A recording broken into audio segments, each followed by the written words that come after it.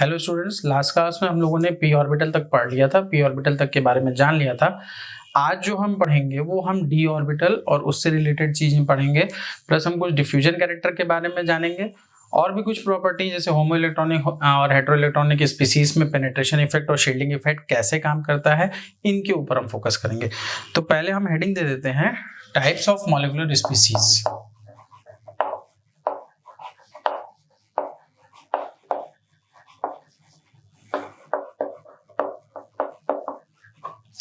तो अगर हम टाइप्स ऑफ मॉलिक्यूलर स्पीसीज की बात करें तो हमारे पास दो तरह की मॉलिक्यूलर स्पीसीज हमें मिलती हैं, जिसमें से एक हम बोलते हैं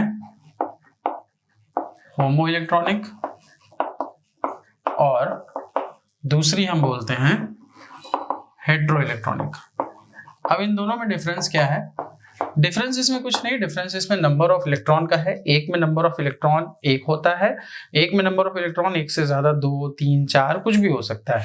so depending upon number of electron हम इसका कैटेगराइजेशन करते हैं whether the species is homo electronic species और हेटेरो इलेक्ट्रॉनिक स्पीसीज। अब मुझे सिंपल सी बात बताइए कि अगर कोई स्पीसीज होमो इलेक्ट्रॉनिक है तो इसका मतलब उसमें सिर्फ और सिर्फ एक इलेक्ट्रॉन है, और यहाँ पे है तो यहाँ कम से कम 2 इलेक्ट्रॉन है। दैट मीन्स कि जो पिछले लेक्चर में हम लोगों ने शील्डिंग या पेनिट्रेशन इफेक्ट के बारे में पढ़ा था वो इफेक्ट यहाँ अप्लाई नहीं होने जा रहा है। ठीक है, वो 2s 2p में लगा था। क्यों? क्योंकि हमने जो एग्जाम्पल कंसीडर किया था वो हमने हेटेरो इलेक्ट्रॉनिक स्पीसीज के लिए कंसीडर किया था, होमो इलेक्ट्रॉनिक के लिए हमने स्पीसीज में ये एग्जाम्पल कंसीडरेशन नहीं किया था। मतलब हम सिंपली बोलें कि अगर हम पेनिट्रेशन इफेक्ट की बात करें या हम शील्डिंग इफेक्ट की बात करें तो ये दोनों ही यहाँ पे क्या होते हैं बेटा? एब्सेंट होते हैं। क्यों? क्योंकि यहाँ पे सिर्फ और सिर्फ एक इलेक्ट्रॉन है। जब दूसरा इलेक्ट्रॉन पहले इलेक्ट्रॉन के ऊपर किसी तरह का रिपल्शन ही नहीं लगाएगा, दूसरा इलेक्ट्रॉन वहां होगा ही नहीं रिपल्शन या अट्रैक्शन लगाने के लिए, तो पेनिट्रेशन और शील्डिंग इफेक्ट की आखिर हम लोग बात करेंगे भी तो कैसे करेंगे? ठीक है, नाउ अगर हम लोग हेटेरो इलेक्ट्रॉनिक स्पीसीज की बात करें तो हेटेरो इलेक्ट्रॉनिक स्पीसीज में ये दोनों फैक्टर काम करेंगे। अगर हम पेनिट्रेशन और अगर हम शील्डिंग की बात करें तो ये दोनों के दोनों फैक्टर यहाँ पे प्रेजेंट होते हैं और अच्छी खासी मात्रा में प्रेजेंट होते हैं। तो आप चाहें तो इसे नोट कर सकते हैं। ठीक है, अब इसका इफेक्ट क्या पड़ेगा? इसके इफेक्ट को पढ़ने के लिए पहले हमें डीजेनरेसी के बारे में जानना पड़ेगा कि डीजेनरेसी होती क्या है। तो अगर हम सिंपली बोलें, सिंपल टर्म्स में बोलें तो डीजेनरेसी का मतलब है इक्वालिटी ऑफ एनर्जी।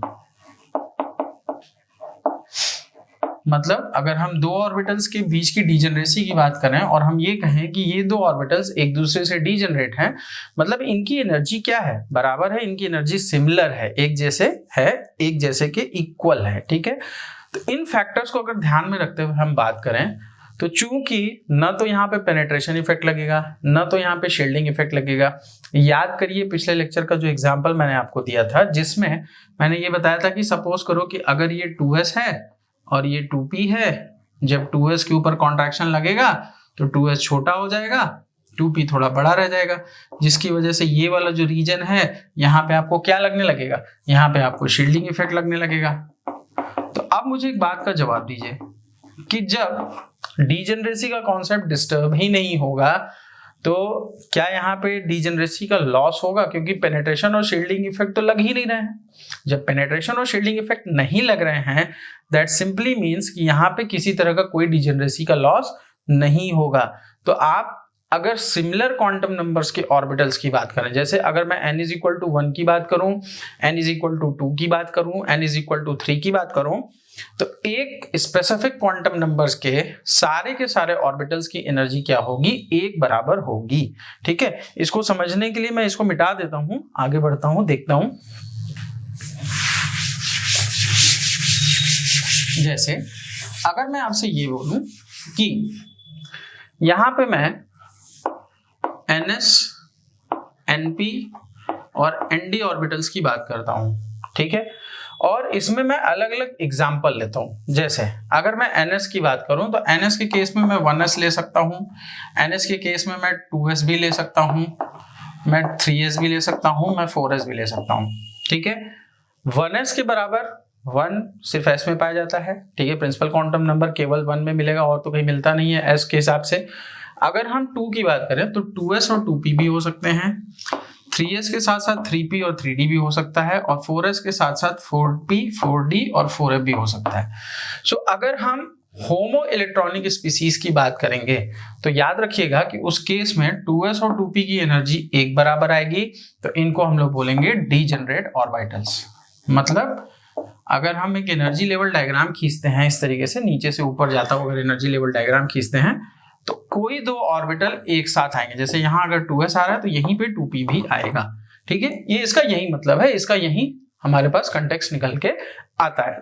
तो आप चाहें तो इसे नोट कर सकते हैं या समझ सकते हैं, लेक्चर तो आपके पास रहेगा ही। अब अगर हम 3s, 3p और 3d की बात करें तो इन तीनों की भी एनर्जी क्या होगी बेटा, बराबर होगी। और उसी तरीके से 4s, 4p, 4d और 4f की भी एनर्जी क्या होगी, बराबर होगी, ठीक है। तो आप इसको कंटेक्स्ट में लेते हुए देख सकते हैं। अब अगर इनके एग्जाम्पल्स की बात करें तो एग्जाम्पल्स में हमारे पास जो आते हैं एग्जाम्पल्स वो हैं हाइड्रोजन He+ और Li2+। मतलब याद करिए वो जो बोहर्स एटॉमिक मॉडल था उसके जितने एग्जाम्पल थे सब होमो इलेक्ट्रॉनिक हैं, ठीक है। उसके जितने भी एग्जाम्पल थे 1 इलेक्ट्रॉन स्पीसीज वाले जहाँ पे हाइड्रोजन स्पेक्ट्रम हमारा काम करता था वो सभी क्या है, होमो इलेक्ट्रॉनिक हैं, ठीक है। आप चाहें तो इसे नोट कर सकते हैं।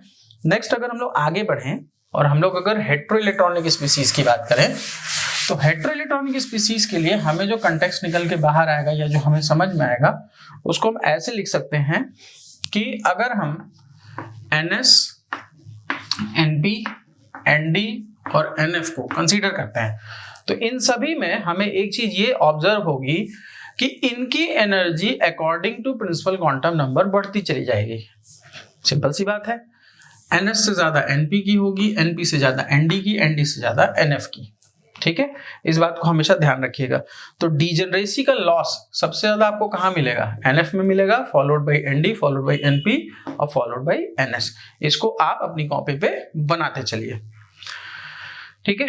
अब एक चीज और मैं आपको समझाना चाहता हूं, S में, S सबशेल में आपको किसी तरह का लॉस ऑफ डीजेनरेसी किसी भी कंडीशन में नहीं मिलता है। क्यों नहीं मिलता, उसके पीछे रीजन है, समझ लीजिए। अगर हम S सबशेल को ड्रॉ करते हैं, ये हमारा न्यूक्लियस है, तो या तो इसमें सिर्फ और सिर्फ पॉजिटिव चार्जेस मिलेंगे, मतलब पॉजिटिव एम्पलीट्यूड मिलेगा, आई विल नॉट से चार्ज, पॉजिटिव एम्पलीट्यूड मिलेगा या पॉजिटिव वेव फंक्शन मिलेगा। और अगर यहाँ न्यूक्लियस है तो हमको यहाँ पे निगेटिव एम्पलीट्यूड मिलेगा। ढेर सारा पॉजिटिव और निगेटिव एम्पलीट्यूड हमें मिलता चलेगा और हम इसको देखते चलेंगे। तो मुझे इस बात को बताइए कि अगर हम यहाँ पे डीजेनरेसी का लॉस कराना चाहें तो पॉसिबल नहीं है, वो हमें कभी मिलेगा नहीं। बात करते हैं px, py और pz की। यहाँ पे तो आपको 3 अलग अलग ऑर्बिटल्स मिलते हैं, लेकिन याद रखिएगा कि जो p सबशेल है उसके जो 3 ऑर्बिटल हैं px, py और pz, ये अपनी डीजेनरेसी लॉस नहीं करते, ये अपनी डीजेनरेसी को नहीं खोते। खोता कौन है, खोता है डी सबशेल। डी सबशेल में 5 होते हैं, एक्चुअली 6 होते हैं, बट हम उन्हें 5 पढ़ते हैं। कैसे, उसको हम आज के इस लेक्चर में कंसीडर भी करेंगे। dxy, dyz, dxz, dx² - y² और dz², ये इतने हैं। अब एक बात का ध्यान सुनिएगा, यहाँ पे जो लॉस ऑफ डीजेनरेसी होगा वो लॉस ऑफ डीजेनरेसी डिपेंड इस बात पे करेगा कि एक्सटर्नल फैक्टर यहाँ पे क्या है। जैसे आप कोऑर्डिनेशन केमिस्ट्री में आगे चल के पढ़ेंगे कि in presence of ligands like strong field और वीक फील्ड, इनका जो कैरेक्टर है, इनका जो ऑर्बिटल्स का कैरेक्टर है वो क्या होता जाता है, चेंज हो जाता है। तो इसका सिंपल सा मतलब ये निकला कि भाई S और P किसी भी कंडीशन में अपनी डीजेनरेसी नहीं खो रहे हैं, whether they are hetero electronic. हम हेट्रो इलेक्ट्रॉनिक की बात कर रहे हैं, हम यहाँ पे लिख भी देते हैं, ये क्या है, हेट्रो इलेक्ट्रॉनिक। ये लॉस नहीं करने जा रहे हैं। लेकिन अगर हम इस बात को समझें कि हेट्रो इलेक्ट्रॉनिक के ही केस में हमारे पास डी सबशेल भी, हमारे पास डी सबशेल के भी 5 ऑर्बिटल हैं, ये तब तक डीजेनरेट रहेंगे जब तक इनके ऊपर कोई एक्सटर्नल फील्ड अप्लाई नहीं होता। अगर इनके ऊपर कोई एक्सटर्नल फील्ड अप्लाई होगा तो ये अपनी डीजेनरेसी को क्या कर देंगे, लूज कर देंगे। इस बात को अपने दिमाग में बैठा लीजिए, ठीक है। इसके बाद जो अगला हम लोग देखेंगे वो हम लोग देखेंगे डिफ्यूजन कैरेक्टर और उसका ओवरलैप से रिलेशन।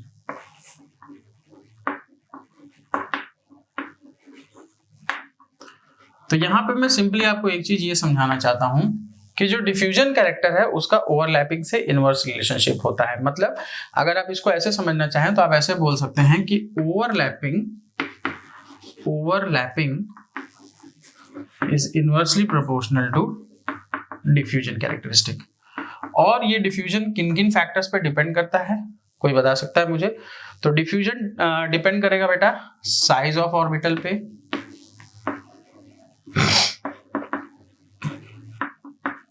डिफ्यूजन डिपेंड करेगा लोब ऑफ ऑर्बिटल्स पे, और डिफ्यूजन डिपेंड करेगा नंबर ऑफ ऑर्बिटल्स पे। ये वो 3-4 फैक्टर्स हैं जिनके ऊपर हमारा डिफ्यूजन का कैरेक्टरिस्टिक डिपेंड करता है। आप चाहें तो इसे नोट कर लें। इनको आप नोट करेंगे तब मैं आपको टाइप्स ऑफ बॉन्डिंग के बारे में थोड़ा सा एक्सप्लेन करूंगा कि कैसे वो चीजों को गवर्न करते हैं या कैसे बॉन्डिंग वहां पे फॉर्म होती है और कितने टाइप की बॉन्डिंग हमें पढ़नी है टोटल।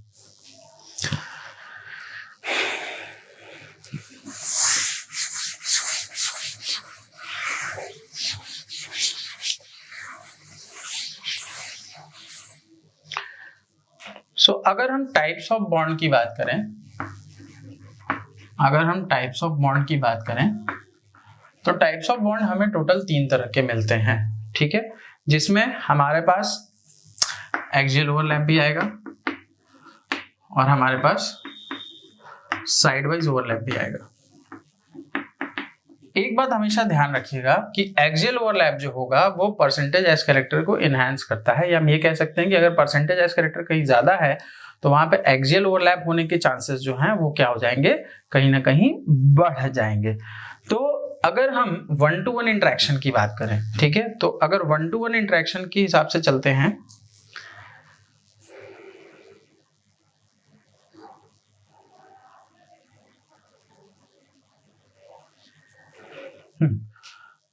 अगर हम 1-to-1 इंटरेक्शन के हिसाब से चलते हैं तो 1-to-1 इंटरेक्शन में हमें ये दिखेगा कि ये दोनों एक्सियली ओवरलैप करके सिग्मा बॉन्ड का फॉर्मेशन करते हैं, ठीक है। एक्सियल ओवरलैप का सिंपल सा मतलब है कि अगर सपोज करिए कि s ऑर्बिटल आपके पास है, ये दोनों ओवरलैप करेंगे। ऑफ कोर्स सी बात है, हमारे पास कंस्ट्रक्टिव ओवरलैप होना चाहिए, डिस्ट्रक्टिव ओवरलैप की हम बात नहीं कर रहे हैं यहाँ पे। डिस्ट्रक्टिव ओवरलैप की बात हम तब करेंगे जब हम मॉलिक्यूलर ऑर्बिटल थ्योरी पे पहुंचेंगे। अभी हम सिर्फ कंस्ट्रक्टिव ओवरलैप की बात करते हैं। तो इनका ये जो ओवरलैपिंग जोन है, ओवरलैपिंग एरिया है, ये कहीं ना कहीं एक दूसरे से एक्सियली बाइंड कर रहा है, जिसकी वजह से सिग्मा बॉन्ड का फॉर्मेशन करते हैं। और इसी तरह से अगर हम पी ब्लॉक की बात करें तो पी ब्लॉक के केस में भी पी ऑर्बिटल की बात करें तो पी ऑर्बिटल के केस में भी हमें इस तरह से ओवरलैप मिल रहा है कि अगर प्लस प्लस एक दूसरे से बाइंड कर रहे हैं तो ये कौन सा ओवरलैप करता है, पॉजिटिव ओवरलैप करता है, जिसको हम लोग एक्सियल ओवरलैप का नाम देते हैं। अब अगर हम बात करें साइड वाइज ओवरलैप के बारे में, तो याद रखिएगा कि एक्सियल ओवरलैप और साइड वाइज ओवरलैप में डिफरेंस आ जाता है नंबर ऑफ लूप्स का। जैसे अगर हम एक्सियल ओवरलैप की बात करते हैं तो यहाँ पे 1 लोब इंटरेक्शन होता है, मतलब एक बार में एक लोब ही इंटरेक्ट करती है। लेकिन अगर हम साइड वाइज ओवरलैप की बात करते हैं तो ये कहीं ना कहीं बेटा 2 लोब इंटरेक्शन होता है, यहाँ पे 2 लोब इंटरेक्ट करती हैं, जिस वजह से याद रखिएगा कि जो लोब एस कैरेक्टर शो करेगी वो पाई बॉन्ड का फॉर्मेशन नहीं करेगी, जो नहीं करेगी वो पाई बॉन्ड का फॉर्मेशन करेगी। इस बात को हमेशा ध्यान रखिएगा। और अगर हम इसको थोड़ा सा आगे बढ़ाएं, जैसे हम ये जानते हैं कि पी जो सबशेल होती है वो पाई बॉन्ड का फॉर्मेशन करती है, पी सबशेल पाई बॉन्ड का फॉर्मेशन करती है। अगर हम डी सबशेल की बात करें तो डी सबशेल में हमें डेल्टा बॉन्ड मिलते हैं, ये आप सभी को पता है। डी सबशेल में हमें कौन से बॉन्ड मिलते हैं, डेल्टा बॉन्ड मिलते हैं। और इनका जो इंटरेक्शन होता है वो इंटरेक्शन होता है 4 लोब इंटरेक्शन। वो इंटरेक्शन कैसा होता है, वो इंटरेक्शन होता है 4 लोब इंटरेक्शन। मजे की बात है, इंपॉर्टेंट पॉइंट है, इसको नोट करते चलिए। तो अब सवाल उठता है ये कि कौन कौन सी लोब आपको डी सबशेल में पैरेलल ओवरलैप दे सकती हैं और कौन कौन सी लोब ऐसी हैं जो आपको पैरेलल ओवरलैप नहीं दे सकती हैं।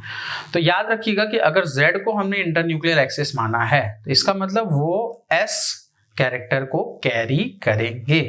तो वो जितने भी ऑर्बिटल जैसे dxz, dyz और dz स्क्वायर, ये वो ऑर्बिटल हैं जो कि परसेंटेज एस कैरेक्टर को कैरी करते हैं। दैट सिंपली मीन्स कि ये डेल्टा बॉन्ड का फॉर्मेशन नहीं कर सकते, ये डेल्टा बॉन्ड का फॉर्मेशन नहीं कर सकते, साइडवेज ओवरलैप नहीं कर सकते। तो कर कौन सकता है? कर सकता है बेटा dxy और dx² माइनस y²। ये वो दो ऑर्बिटल हैं जो कि डेल्टा बॉन्ड का फॉर्मेशन कर सकते हैं, अदरवाइज कोई नहीं कर सकता। तो इसको नोट कर लीजिए। अब अगर डिजेनरेसी के कॉन्सेप्ट की बात करें हम लोग, या डिजेनरेसी को समझाएं, क्योंकि आगे चल के कहीं ना कहीं हमें बॉन्डिंग के बारे में समझना है कि इलेक्ट्रॉन्स की फीलिंग कैसे होती है, इलेक्ट्रॉन्स कैसे एक लेवल से दूसरे एनर्जी लेवल में जाते हैं। तो उसको समझने के लिए हमें डिजेनरेसी का कॉन्सेप्ट होमो इलेक्ट्रॉनिक और हेटेरो इलेक्ट्रॉनिक में समझना पड़ेगा। और इसके लिए हम सिंपल पुराने बोर मॉडल की भी हेल्प ले सकते हैं, जहाँ पे हम होमो इलेक्ट्रॉनिक के फीलिंग को समझ चुके थे, अब हमें हेटेरो इलेक्ट्रॉनिक को समझना है। तो अगर हम होमो इलेक्ट्रॉनिक की बात करें, सपोज करिए अगर हम होमो इलेक्ट्रॉनिक की बात करते हैं, तो होमो इलेक्ट्रॉनिक के केस में बेटा अगर सिंपल क्वांटम नंबर हम लेते हैं n = 1, तो आपको भी पता है 1s के अलावा कोई दूसरा क्वांटम नंबर हमें नहीं मिलता है, या दूसरा हमें ऑर्बिटल नहीं मिलता है, सबशेल नहीं मिलता है। तो हम यहाँ पे लिखते हैं 1s और हमको सिर्फ और सिर्फ 1s मिलेगा। अब अगर हम n = 2 की बात करते हैं, तो इसमें जो फीलिंग आएगी वो 2s और 2p दोनों की बराबर आएगी, मतलब फीलिंग ऐसी होगी। ठीक है, फीलिंग कुछ आपको इस तरीके की मिलेगी। तो हम कहेंगे यहाँ पे डीजेनरेसी जो है, यहाँ जो डीजेनरेसी है वो टोटल 4 की है। क्यों 4 की है? उसके पीछे रीजन है, 2s के पास 1 है और 2p के पास 3 है। तो टोटल मिला के डीजेनरेसी कितनी हो गई? 4 की हो गई, 4 की डीजेनरेसी हो गई। अब थोड़ा और ऊपर चलते हैं, n = 3 की में अगर बात करें तो 3s मिलेगा, 3p मिलेगा और 3d मिलेगा। अब अगर इसमें हम डीजेनरेसी की बात करें, तो यहाँ पे आपको 1, यहाँ पे 3 और यहाँ पे 5। तो यहाँ टोटल डीजेनरेसी आपको कितनी मिलेगी? टोटल 9 मिलेगी। ठीक है, और अगर सिर्फ हम p और d के बारे में बात करें, तो वो डिपेंड करेगा नंबर ऑफ इलेक्ट्रॉन के बारे में। जैसे अगर हम 1, 2, 3 इलेक्ट्रॉन की फिलिंग करते हैं, तो हम बोलेंगे कि ये p3 डीजेनरेट है, मतलब 3 इलेक्ट्रॉन है और इसकी क्या है? p3 डीजेनरेसी है। तो इस तरीके से हम इसकी डीजेनरेसी को क्या कर सकते हैं? काउंट कर सकते हैं, डीजेनरेसी को समझ सकते हैं। चलिए बात कर लेते हैं अब डी ऑर्बिटल के शेप पे। तो डी ऑर्बिटल का जो शेप हमने एक्वायर किया था, जो हमने समझा था, वो हमने ये समझा था कि D orbital double dumbbell shaped होते हैं। ठीक है, तो डबल डंबल का मतलब क्या होता है ये समझ लेते हैं।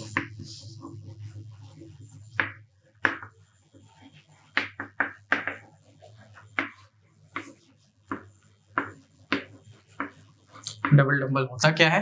पी के बारे में हम जानते थे, ये डंबल होता है। तो सिंपल सी बात है, एक डंबल और बना दीजिए, ये डबल डंबल हो जाएगा।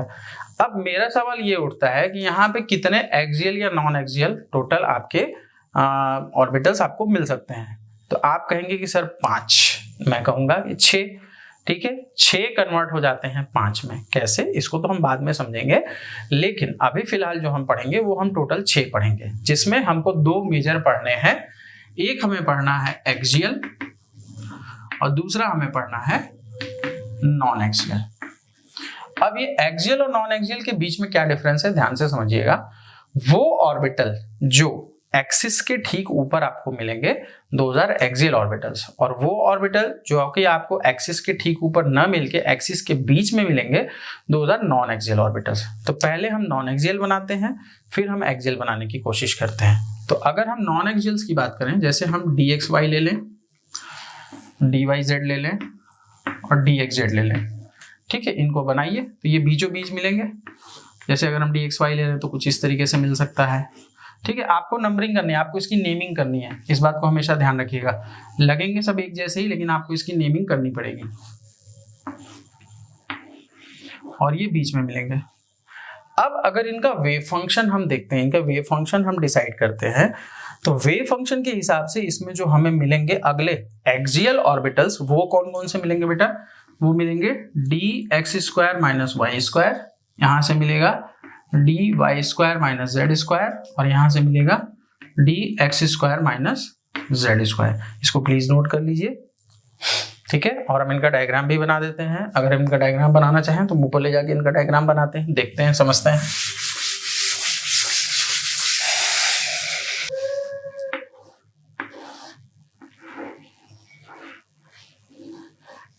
ठीक है, इसको हम बोल सकते हैं d x square minus y square.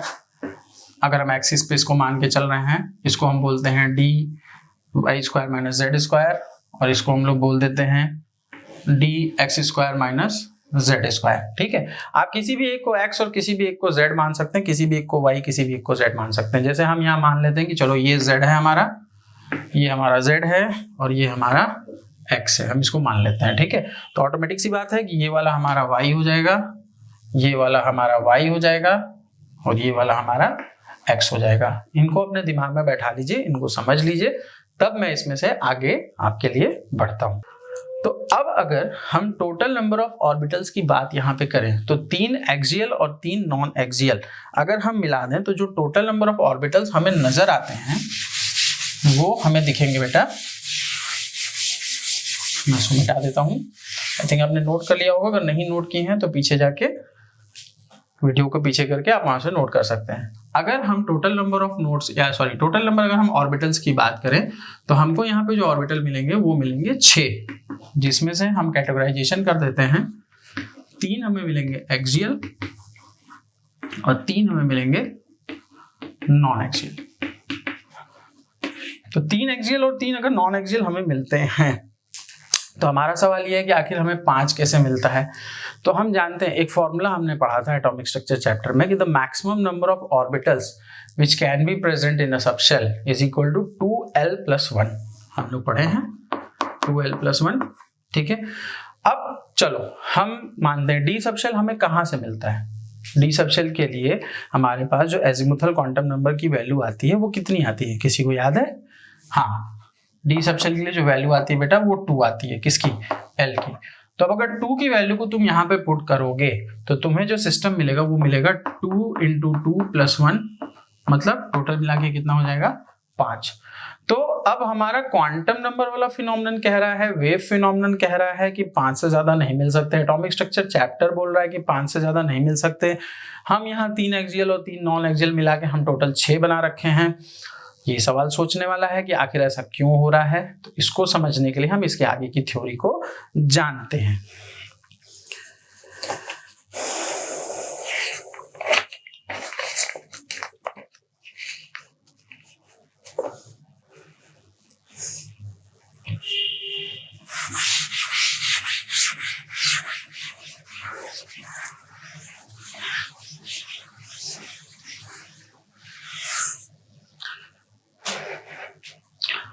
तो जो ये थ्योरी है जो कि ये डिसाइड करती है कि डी ऑर्बिटल में या डी सबशेल में हमें 5 से ज्यादा ऑर्बिटल नहीं मिलेंगे, उसको हम लोग बोलते हैं एक्सियल कंस्ट्रक्टिव मिक्सिंग थ्योरी। मैं नाम दे देता हूं यहाँ पे, एक्सियल कंस्ट्रक्टिव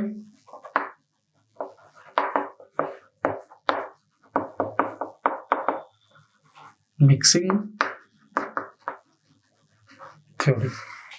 तो अगर हम एक्सियल कंस्ट्रक्टिव मिक्सिंग थ्योरी की बात करें, एक्सियल कंस्ट्रक्टिव मिक्सिंग थ्योरी को समझें, तो हमें ये अच्छी तरह पता है कि हम उनकी बात कर रहे हैं जो कि एक्सिस पे हैं, हम नॉन एक्सियल की बात नहीं कर रहे हैं। और कंस्ट्रक्टिव ओवरलैप के बारे में आप जानते हैं, अभी इस लेक्चर में मैं कंस्ट्रक्टिव और डिस्ट्रक्टिव ओवरलैप के बीच का डिफरेंस भी बता दूंगा फेज डायग्राम से।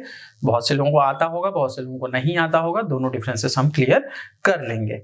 ठीक है, तो अगर हम एक्सियल कंस्ट्रक्टिव मिक्सिंग की बात करें तो हमको पता है, जैसे अगर हम ये देखें कि पॉजिटिव और नेगेटिव ओवरलैप होता क्या है, पहले हम इसको समझते हैं फिर हम बाकी आगे बढ़ेंगे। तो पॉजिटिव को ही हम कंस्ट्रक्टिव ओवरलैप भी बोलते हैं और नेगेटिव को हम लोग डिस्ट्रक्टिव ओवरलैप बोलते हैं।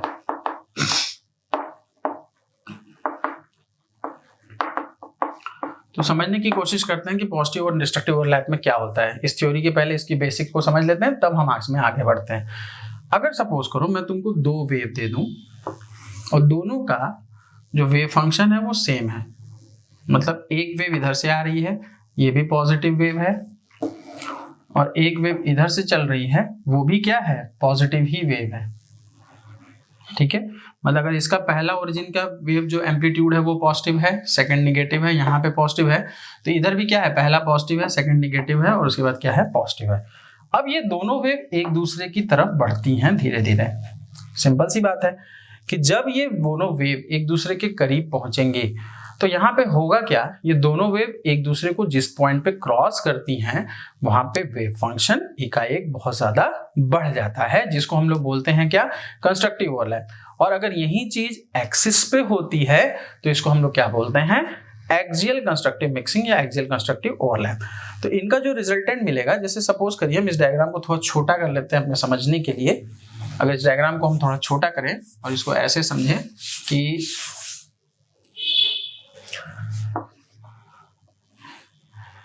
एक वेव ऐसे आ रही है और दूसरी वेव ऐसे आ रही है, दोनों एक दूसरे से मर्ज करती हैं। तो चाहे ऊपर करें चाहे नीचे मर्ज करें उससे कोई फर्क नहीं पड़ता है। यहाँ पे आपको क्या मिलेगा, उस जोन में भयंकर इंक्रीज मिलेगा। जैसे अगर हम बात करें तो यहाँ पे क्या होगा, ये पूरा एकाएक यहाँ पे वैल्यू एम्पलीट्यूड की बढ़ जाएंगी। ठीक है, इसको हम लोग क्या बोलते हैं, इसको हम लोग बोलते हैं पॉजिटिव ओवरलैप। मतलब दोनों एक दूसरे के एम्पलीट्यूड को क्या कर देती हैं, बढ़ा देती हैं। और मैं सिर्फ इतने रीजन की बात कर रहा हूँ, मैं बाकी रीजन की बात नहीं कर रहा हूँ। अगर ये निगेटिव है ये निगेटिव है तो ये दोनों भी क्या है, निगेटिव है। और ये अपना वेव फंक्शन या एम्पलीट्यूड वो क्या कर दिए हैं, n टाइम्स बढ़ा दिए। मतलब ये दोनों एक दूसरे को क्या कर दिए, मर्ज हो गए हैं, एक दूसरे के साथ मिल गए हैं। तो पॉजिटिवली मिले हैं, खुशी खुशी मिले हैं। लेकिन अगर मैं वेव फंक्शन को चेंज कर दूं, मैं उनका वेव जो फेज है वो चेंज कर दूं, मतलब मैं डिस्ट्रक्टिव की बात कर रहा हूं एक्चुअली। तो अगर डिस्ट्रक्टिव के केस में हम देखें तो डिस्ट्रक्टिव के केस में क्या होगा, जैसे सपोज करिए कि एक वेव इधर से जा रही है और दूसरी वेव इधर से आ रही है, जिसमें हमने वेव फेज को क्या कर दिया है, चेंज कर दिया है कुछ इस तरीके से। ठीक है, मतलब अगर हम ओरिजिन से इधर से चल रहे हैं, यहाँ पे इसका पॉजिटिव था, अब यहाँ पे इसका निगेटिव है। ठीक है, ये इधर से चल रही है, ये इधर से चल रही है, दोनों एक दूसरे से क्या कर रही हैं, इंटरसेक्ट करने की कोशिश कर रही हैं। जो इनका पॉइंट ऑफ इंटरसेक्शन होगा, उस पॉइंट ऑफ इंटरसेक्शन पे आपको वेव रिजल्टेंट क्या मिल जाएगा, 0 मिल जाएगा। इसको हम लोग क्या बोलते हैं, डिस्ट्रक्टिव ओवरलैप बोलते हैं। इसको हम लोग क्या बोलते हैं, डिस्ट्रक्टिव ओवरलैप बोलते हैं। सो आई थिंक कि पॉजिटिव और नेगेटिव, डिस्ट्रक्टिव और कंस्ट्रक्टिव ओवरलैप में आपको डिफरेंस क्लियर हो गया होगा। अगर बाई चांस नहीं क्लियर हुआ है तो जब हम एमओटी की तरफ बढ़ेंगे, ओवरलैप की तरफ बढ़ेंगे, तो उस समय इस कॉन्टेक्स्ट को हम और ज्यादा क्लियर कर देंगे। अब अगर सपोज करो कि हम S और P की मिक्सिंग की बात करें, क्योंकि D की मिक्सिंग तो अभी आई है, पहले हम S और P की मिक्सिंग की बात करेंगे तब तो हम D की मिक्सिंग की बात करेंगे। अगर मैं आपसे ये पूछूं कि S की मिक्सिंग और P की मिक्सिंग अगर आप कराते हैं तो कंस्ट्रक्टिव होगा या डिस्ट्रक्टिव होगा, दोनों हो सकता है, लेकिन S में आपको सिर्फ कंस्ट्रक्टिव मिलेगा। कैसे, देखते हैं।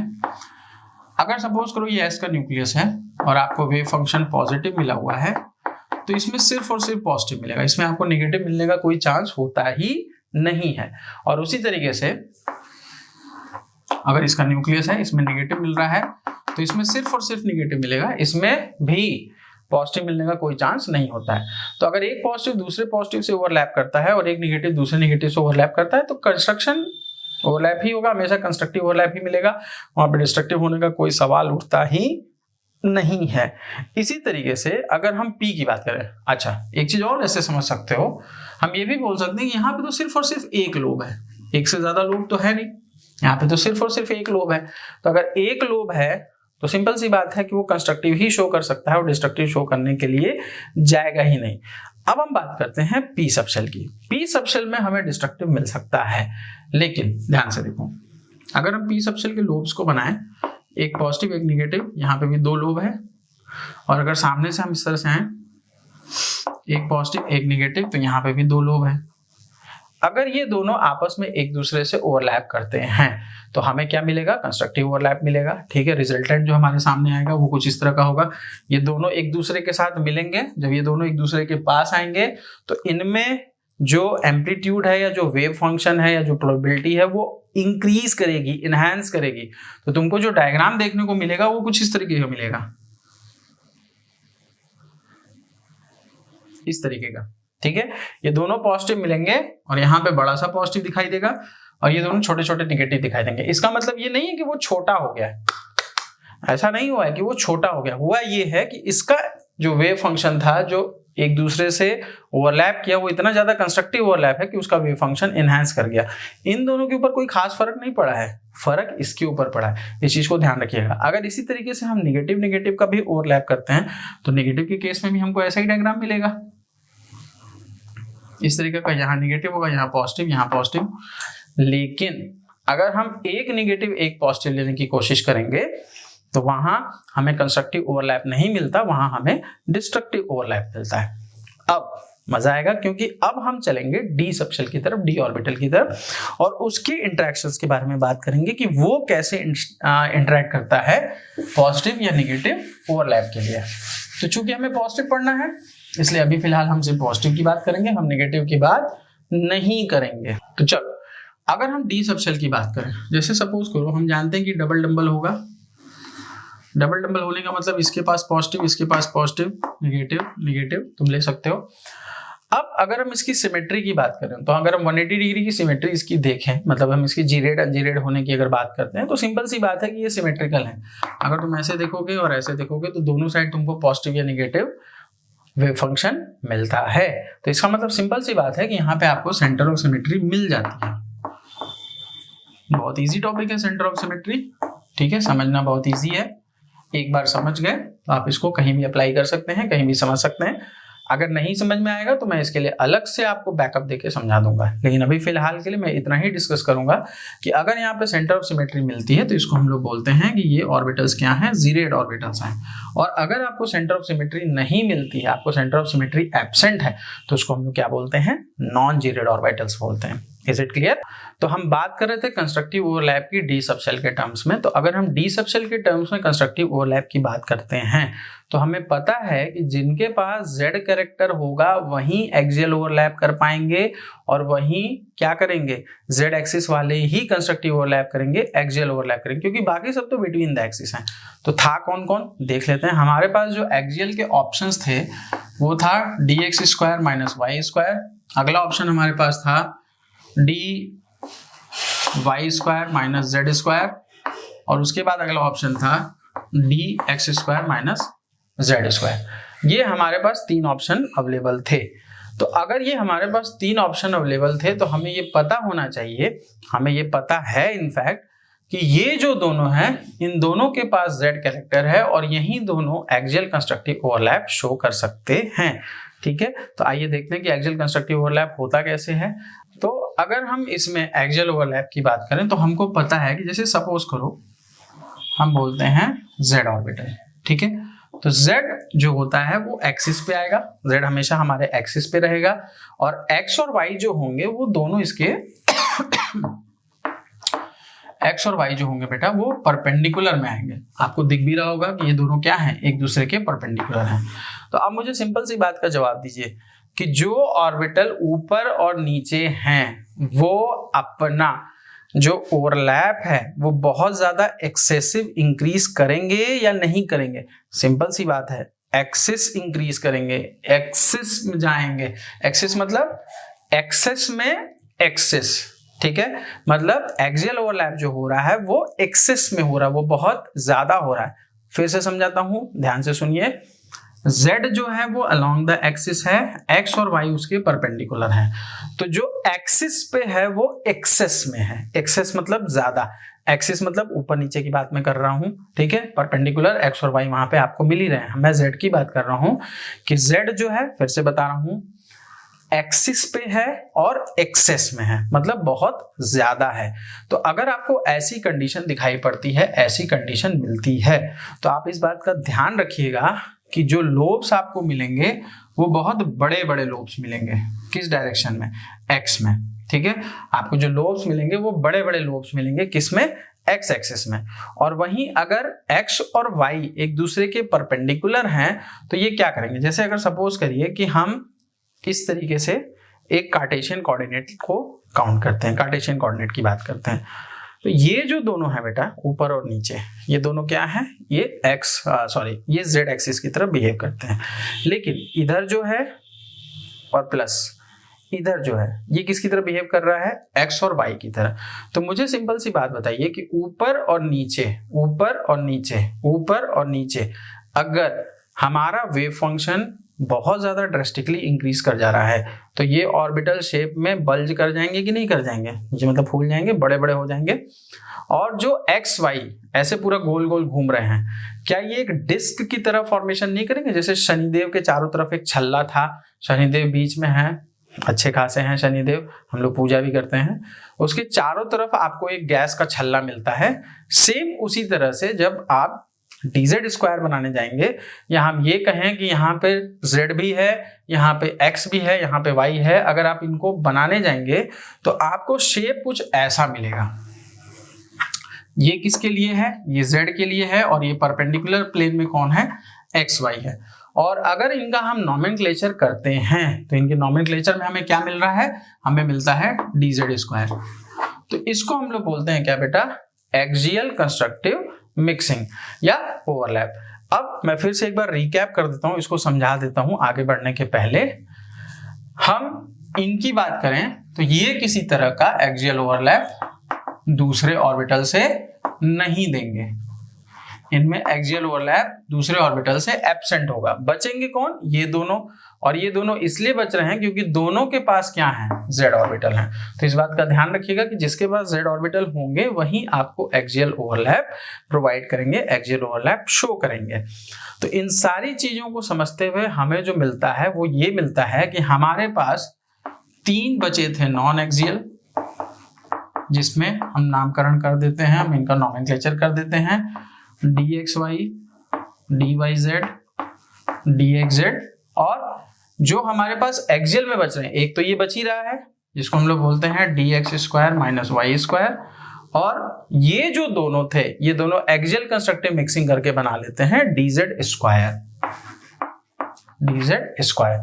तो भाई सबकी बात रह गई, इनकी भी बात रह गई, क्वांटम नंबर मॉडल की भी बात रह गई, हमारे एटॉमिक स्ट्रक्चर की भी बात रह गई, सबकी बात रह गई। सब खुश, सबका साथ, सबका विकास। तो चलिए इसके बाद हम लोग डी ऑर्बिटल्स के थ्रू बनने वाले बॉन्ड्स की बात कर लेते हैं कि डी ऑर्बिटल कितने तरह के बॉन्ड्स बना सकता है, whether it is sigma bond, pi bond या डेल्टा बॉन्ड। कैसे बनाएगा, उसके पीछे किस टाइप का मैकेनिज्म काम करेगा, और क्यों कुछ कंडीशन में वो पाई बॉन्ड या डेल्टा बॉन्ड को प्रेफरेंस देता है या नहीं देता है, इन सारी चीज़ों को हम देखते हैं। तो सबसे पहले हम देखेंगे सिग्मा बॉन्ड। और हम किस कंटेक्स्ट में बात कर रहे हैं? हम बात कर रहे हैं डी सबशेल या डी ऑर्बिटल्स के कंटेक्स्ट में। मतलब हम सिर्फ डी सबशेल में होने वाले सिग्मा बॉन्ड और पाई बॉन्ड्स के बारे में बात करेंगे, हम अदर अब किसी और के बारे में बात करने नहीं जा रहे हैं। तो मेरी बात का सिंपल सा जवाब दीजिए कि सिग्मा बॉन्ड का फॉर्मेशन आखिर होता कैसे है। तो हम बोलते हैं कि सिग्मा बॉन्ड का फॉर्मेशन होता है हेड ऑन ओवरलैप की वजह से। जब हम इसका हेड ऑन ओवरलैप कराते हैं तब ये सिग्मा बॉन्ड का फॉर्मेशन करता है, सिग्मा बॉन्ड बनाता है। तो अगर हेड ऑन ओवरलैप की वजह से ये सिग्मा बॉन्ड बनाता है तो हमें उन ऑर्बिटल्स की पहचान करनी पड़ेगी जो कि सिग्मा बॉन्ड का फॉर्मेशन डी सबशेल के केस में कर सकते हैं। जैसे अगर ये सपोज हम करें एक ऑर्बिटल इस तरीके से है, ऑफ कोर्स ये डबल शेप भी होते हैं हमेशा डी ऑर्बिटल। दूसरा ऑर्बिटल हम कुछ इस तरीके से बनाते हैं, इस तरीके से हैं। तो ये बताइए कि इनके बीच में एक ओवरलैपिंग जोन है या नहीं। यहाँ पे ओवरलैप का फॉर्मेशन हो रहा है कि नहीं हो रहा है? ऑफ कोर्स हो रहा है, ठीक है। दैट मीन्स कि ये दो जो डी ऑर्बिटल हैं ये दोनों एक दूसरे के सामने क्या हो रहा है? हेड ऑन तरीके से ओवरलैप कर रहे हैं, जिसकी वजह से किसका फॉर्मेशन कर रहे हैं? सिग्मा बॉन्ड का फॉर्मेशन कर रहे हैं। अब इसके सामने मैं एक और कंपैरिजन करता हूँ डीजेड के बारे में। अगर मैं डीजेड का शेप बनाऊँ तो हमें पता है कि इधर भी प्लस है, इधर भी प्लस है, और इसके साथ साथ इसके पास एक रिंग होती है जिसमें y और x दोनों प्लेन होते हैं, ठीक है। अब अगर इसके साथ हम एक और ओवरलैप कराना चाहें तो हम क्या कुछ इस तरीके से कराएंगे? ऑफ कोर्स कराएंगे। यहाँ पे भी प्लस, यहाँ पे भी प्लस। तो सिंपल सी बात है कि ये जो ओवरलैप होगा ये काफ़ी तगड़ा ओवरलैप होगा। ऐसा नहीं कि यहाँ पे ओवरलैप नहीं होगा, यहाँ पे भी ओवरलैप होगा, यहाँ पे भी ओवरलैप होगा। क्वेश्चन ये उठता है कि कहाँ पे ज्यादा अच्छा ओवरलैप होगा। किसी के पास है इसका जवाब कि किसके पास ज्यादा अच्छा ओवरलैप होगा? देखिए जवाब ये है कि अगर ये dz² है और ये भी dz² है तो dz² ज्यादा अच्छा ओवरलैप करेंगे। क्यों? क्योंकि इनमें डिफ्यूजन कम होता है। याद करिए मैंने आपको अभी थोड़ी देर पहले ही पढ़ाया है कि अगर आपको डिफ्यूजन ज़्यादा मिलता है तो ओवरलैप के चांसेस क्या हो जाते हैं, घट जाते हैं। जैसे अगर हम इसकी बात करें तो यहाँ पे चारों तरफ डिफ्यूज्ड है कैरेक्टर, चारों तरफ डिफ्यूजन बहुत ज़्यादा है, इसमें भी देख लो इधर भी डिफ्यूजन बहुत ज़्यादा है, मतलब डिस्ट्रीब्यूशन बहुत ज़्यादा हो चुका है। तो अगर इलेक्ट्रॉनिक डिस्ट्रीब्यूशन बहुत ज़्यादा है, डिफ्यूजन बहुत ज़्यादा है, तो सिंपल सी बात है कि ओवरलैप के जो चांसेस हैं या ओवरलैप का जो अमाउंट है वो डिक्रीज कर जाएगा। हम लोग पढ़ चुके हैं कि अगर एक्सटेंट ऑफ डिफ्यूजन हाई होता है तो आपको ओवरलैप क्या मिलता है, कम मिलता है। तो अगर इन दोनों का कंपैरिजन करें तो हमको ये पता चलेगा कि dz स्क्वायर और dz स्क्वायर का अगर ओवरलैप हम कराते हैं सिग्मा बॉन्ड फॉर्मेशन के लिए, that will be more crucial or we could say that will be more beneficial overlap in comparison to this kind of overlap। ठीक है, इसको नोट कर लीजिए। चाहे तो आप ऐसे भी लिख सकते हैं कि more diffusion and less overlap, और यहां लिख सकते हैं less diffusion and more overlap। ठीक है, आप चाहें तो इसको ऐसे फॉर्मेशन कर सकते हैं, इस तरीके से इसको फॉलो कर सकते हैं। अब इसका एग्जाम्पल अगर मैं आपको देना चाहूं तो मैं किसका एग्जाम्पल दे सकता हूं, इसको मैं हटा देता हूं। यहां से एक इंफॉर्मेशन निकल के जो आई है वो ये आई है कि अगर dz स्क्वायर अवेलेबल है तो वो सिग्मा बॉन्ड को फेवर करेगा। जैसे मैं आपके सामने एक एग्जांपल लेता हूं PCl5 का एग्जांपल लेता हूं। PCl5 का जब आप हाइब्रिडाइजेशन लिखते हैं, जो कि आपको इसी चैप्टर में पढ़ना है, तो आप लिखते हैं sp3d, ये लिखते हैं PCl5 का हाइब्रिडाइजेशन। भाई इसमें 5 बॉन्ड्स होते हैं, 5 सिग्मा बॉन्ड्स होते हैं, और आप इसको लिखते हैं कि ये sp3d हाइब्रिडाइजेशन है। लेकिन अगर हम इसे तोड़ के लिखेंगे तो हम इसे ऐसे लिखेंगे spx py pz dz square. हम कुछ इस तरीके से लिखेंगे। हम क्यों नहीं इसे dxy dyz dxz या dx square minus y square लिखते हैं? हम क्यों इसे s px py pz और dz स्क्वायर नाम देते हैं? वो इसलिए क्योंकि अभी अभी हमने देखा कि यहाँ पे डिफ्यूजन का जो रेट है वो क्या है, बहुत कम है, तो ओवरलैप का एक्सटेंट क्या होगा, ज्यादा होगा। और उसके साथ साथ आप ये भी पढ़ते हैं कि ये ज्यादा कंस्ट्रक्टिव ओवरलैप है। हम लोग पढ़ चुके हैं अभी थोड़ी देर पहले ही कि ये ज्यादा कंस्ट्रक्टिव ओवरलैप है in comparison to this kind of overlap. तो अगर आपसे कभी क्वेश्चन में ये पूछता है कि sp3d हाइब्रिडाइजेशन का स्प्लिट बताइए कि वहां पे d सब शेल का कौन सा ऑर्बिटल इन्वॉल्व है, तो आपका आंसर होना चाहिए कि सर उसमें dz स्क्वायर इन्वॉल्व है, क्योंकि यहां पे बन रहा है सिग्मा बॉन्ड, और सिग्मा बॉन्ड का कैरेक्टर d के सभी ऑर्बिटल्स में सबसे अच्छे तरीके से जो शो करेगा, जो आपके सामने रखेगा, वो होगा dz स्क्वायर। तो इसको नोट कर लीजिए, फिर हम लोग इसके आगे बढ़ते हैं। इसके बाद हम लोग बात करेंगे पाई बॉन्ड के फॉर्मेशन की, कि पाई बॉन्ड फॉर्मेशन आखिर कैसे होता है। किसमें हम लोग केस स्पेसिफिक लेके चल रहे हैं, ध्यान से सुनिएगा। हम लोग जब भी चलेंगे हम लोग केस स्पेसिफिक लेके चल रहे हैं। यहाँ पे हम सिर्फ और सिर्फ डी सबशेल की बात कर रहे हैं, बाकी और किसी की बात नहीं कर रहे हैं। तो यहाँ जो पाई बॉन्ड के फॉर्मेशन होते हैं वो मोस्टली कैसे हो सकते हैं, या तो वो डी पाई होंगे, ठीक है, या तो वो डी पाई होंगे। दो तरह के इंटरेक्शन आपको यहाँ पे पाई ओवरलैप में दिख सकते हैं।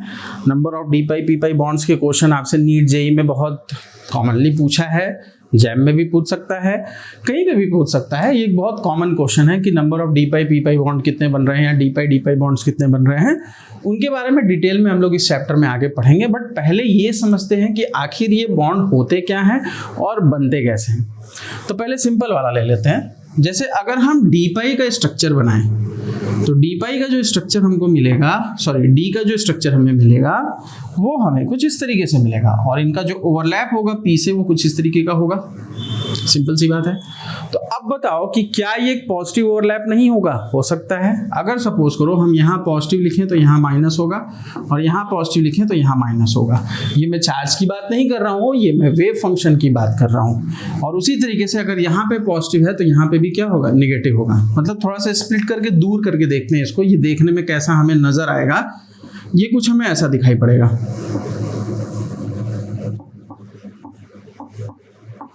और P हमें कुछ ऐसा नजर आएगा। तो अब अगर मेरी बात ध्यान से तुम देखो तो क्या दोनों ही कंडीशन में, चाहे आप इसको इससे ओवरलैप कराएं, चाहे आप इसको इससे ओवरलैप कराएं, दोनों ही कंडीशन में क्या आपको कंस्ट्रक्टिव ओवरलैप का फॉर्मेशन होता हुआ नहीं दिख रहा है? दोनों ही जगह पे आपको कंस्ट्रक्टिव ओवरलैप नहीं मिल रहा है? ऑफ कोर्स मिल रहा है।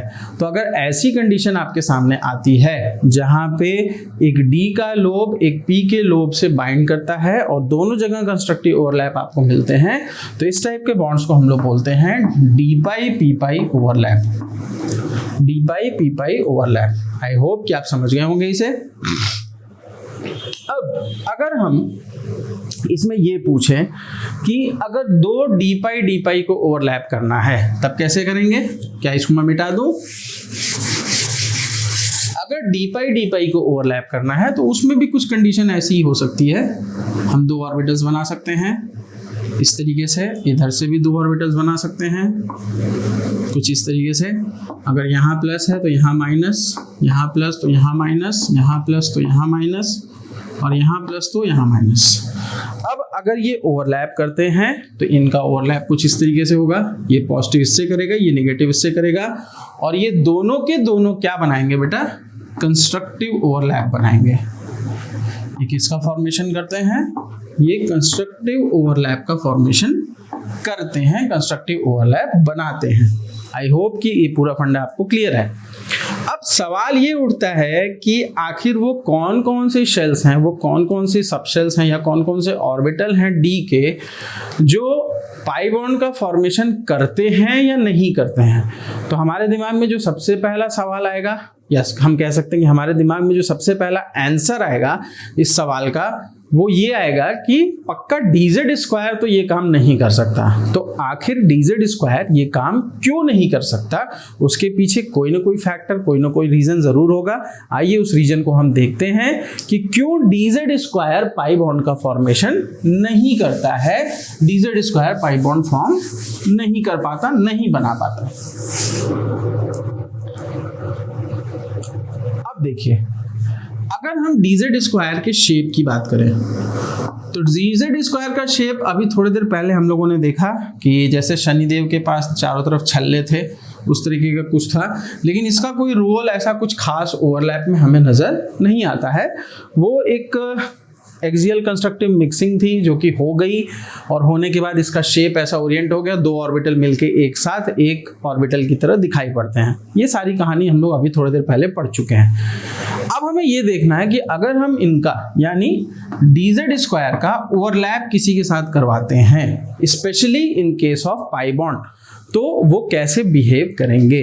भाई सिंपल सी बात है, पाई बॉन्ड का अगर आपको फॉर्मेशन करना है तो आपको लैटरल ओवरलैप पे जाना पड़ेगा, आप एक्सियल ओवरलैप नहीं करवा सकते। सिंपल सी बात है, आपको लैटरल ओवरलैप करवाना पड़ेगा। और अगर हम लैटरल ओवरलैप की बात करें तो यहाँ पे पॉजिटिव और यहाँ पे निगेटिव एम्पलीट्यूड आपको मिलेगा। निगेटिव आपको वेव फंक्शन और पॉजिटिव वेव फंक्शन मिलेगा। अब अगर इन दोनों को हम ओवरलैप कराना चाहें तो ध्यान से देखिएगा, यहाँ तो ओवरलैप बहुत इजीली हो जाएगा। हम लिख देते हैं यहाँ पे, ये तो इजी ओवरलैप है, ये तो बॉन्डिंग ऑर्बिटल बनाएगा, सिंपल सी बात है बनाएगा। लेकिन अगर आप नीचे वाले की बात करें जहां पे एक पॉजिटिव और एक निगेटिव एम्पलीट्यूड एक दूसरे के सामने आए हैं, वेव फंक्शन एक दूसरे के सामने आए हैं, तो ये क्या बनाएगा बेटा? ये नॉन बॉन्डिंग ऑर्बिटल बनाएगा।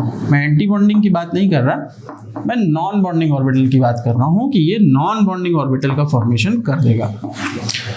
तो अब अगर दोनों कंडीशंस को हम कंपैरिजन करें, इसके पहले जो हम लोगों ने डी का पी के साथ करवाया था ओवरलैप, उस केस में हमें ये मिला था कि डी का पी के साथ ओवरलैप बहुत इजीली हो गया था। क्यों? क्योंकि भाई दोनों तरफ कंस्ट्रक्टिव मिक्सिंग हो रही थी, कंस्ट्रक्टिव ओवरलैप हो रहा था। लेकिन यहाँ पे जब हमने डीजेड स्क्वायर को कंपैरिजन किया है तो डीजेड स्क्वायर इसलिए नहीं करता है क्योंकि एक बॉन्डिंग ऑर्बिटल बनाएगा जबकि दूसरा नॉन बॉन्डिंग ऑर्बिटल बनाएगा, तो इसलिए डीजेड स्क्वायर इस तरह के खेल कभी खेल नहीं सकता। इसको अपनी कॉपी पे आप चाहें तो नोट कर सकते हैं।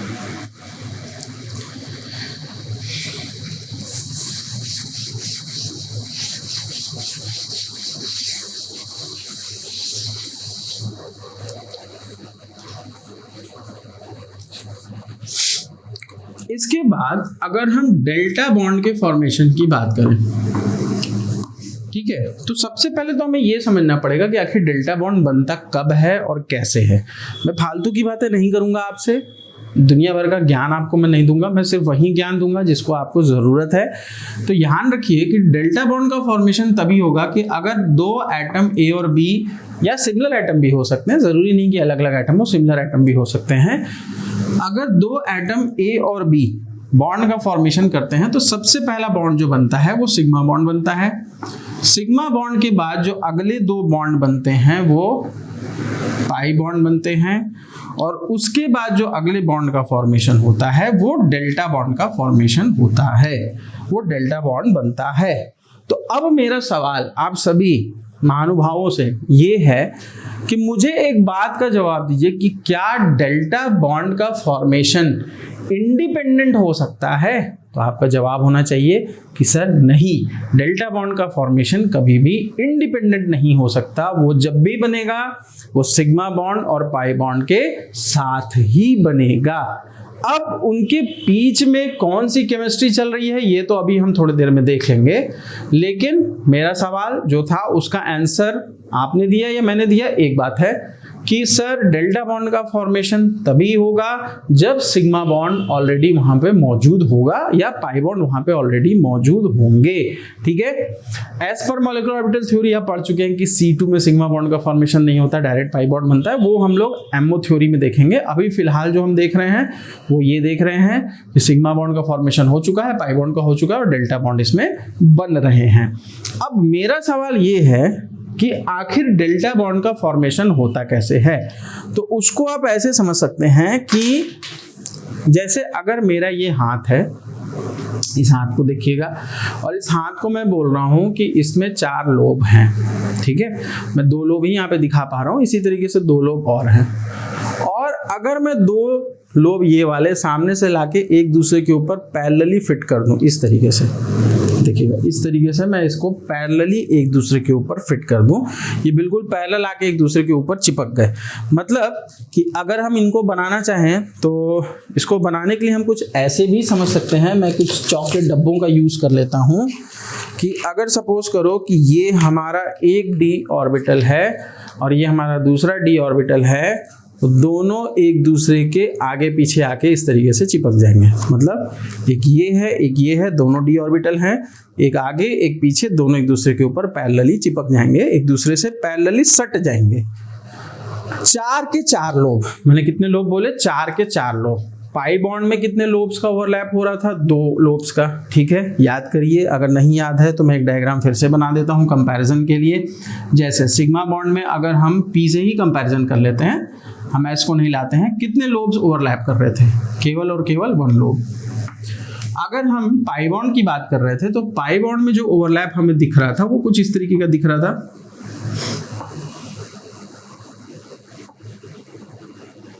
यहां जो नंबर ऑफ लोब्स ओवरलैप कर रहे थे वो 2 लोब्स ओवरलैप कर रहे थे। लेकिन जब हम डेल्टा बॉन्ड की फॉर्मेशन की बात करते हैं या डेल्टा बॉन्ड की प्रॉपर्टी की बात करते हैं तो डेल्टा बॉन्ड कुछ हमें इस तरीके की दिखाई पड़ता है कि जैसे सपोज करो एक लोब ये बन गई, इसमें टोटल कितने लोब्स हैं? 4 लोब्स हैं। इन्हीं के ठीक ऊपर 4 लोब का फॉर्मेशन और होगा, या कह लो कि 4 लोब एक दूसरे से ओवरलैप कर जाएंगे। तो ये चारों पैरेलली एक दूसरे से चिपक गई, यानी यहाँ जो नंबर ऑफ लोब्स, और इन सबके बीच में क्या हो रहा है? ओवरलैप हो रहा है। ओवरलैप सबके बीच में हो रहा है, ओवरलैप कहीं जा नहीं रहा है। और यहाँ कितनी लोब्स इन्वॉल्व है बेटा? 4 लोब्स। तो अगर नंबर ऑफ लोब्स की बात करें तो सबसे ज्यादा नंबर ऑफ लोब्स का फॉर्मेशन हमको कहाँ होते हुए दिखाई पड़ता है, सॉरी सबसे ज्यादा नंबर ऑफ लोब्स का पार्टिसिपेशन होते हुए हमें कहाँ दिखाई पड़ता है, 4 लोब्स में दिखाई पड़ता है। आई थिंक ये आपको क्लियर हो गया कि डेल्टा बॉन्ड का फॉर्मेशन कैसे होता है। अब क्वेश्चन हमसे कुछ भी पूछ सकता है, क्वेश्चन हमसे ये भी पूछ सकता है कि कहाँ डेल्टा बॉन्ड का फॉर्मेशन हो सकता है और कहाँ नहीं हो सकता है। तो आइए इसकी केमिस्ट्री में चलते हैं, इसकी केमिस्ट्री को हम देखते हैं, समझते हैं।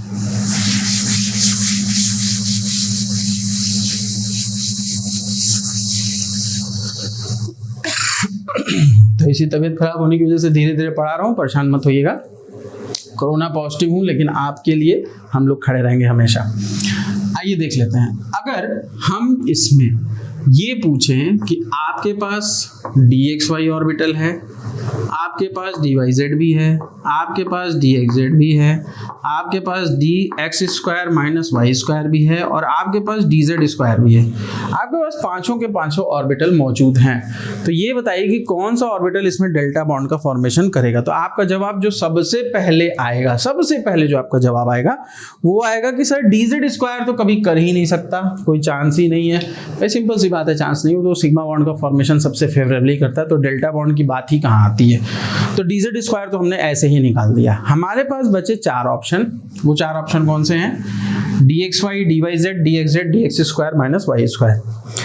अब अगर हमें ये समझना है कि इसमें से कौन डेल्टा बॉन्ड का फॉर्मेशन कर सकता है और कौन डेल्टा बॉन्ड का फॉर्मेशन नहीं कर सकता, तो उसके लिए ये जो एक्सक्लूडेड ऑर्बिटल है, ये जो ऑर्बिटल हम लोगों ने पहले ही बाहर निकाल दिया है, उसका रिलेशनशिप चेक करना पड़ेगा कि उसका बाकी ऑर्बिटल से कैसा रिश्ता है, प्यार भरा रिश्ता है कि थोड़ा दुश्मनी भरा रिश्ता है या ठीक है दूर दूर रहने वाला रिश्ता है। तीनों कंडीशंस को देख लेते हैं। तो मुझे एक बात जो अभी तक ये नहीं समझ में आई कि आखिर इसके रिश्ते को पढ़ के हम बाकी ऑर्बिटल से क्या करेंगे, तो देख लेते हैं, तब समझ में आ जाएगा कि आखिर इसका रिश्ता हम क्यों पढ़ रहे हैं। तो चलो बारी बारी से देखते हैं सबका रिश्ता। अगर हम dz स्क्वायर को कंसीडर करते हुए चलते हैं तो हमें पता है कि dz स्क्वायर जो है वो सिग्मा बॉन्ड का फॉर्मेशन करता है। मतलब कि अगर हम एक dz स्क्वायर ऐसे ले रहे हैं, दूसरा dz स्क्वायर ऐसे ले रहे हैं, तो ये दोनों सेम एक्सिस की तरफ आ रहे हैं। मतलब कौन सी एक्सिस बेटा, z एक्सिस। कौन सी एक्सिस, z एक्सिस।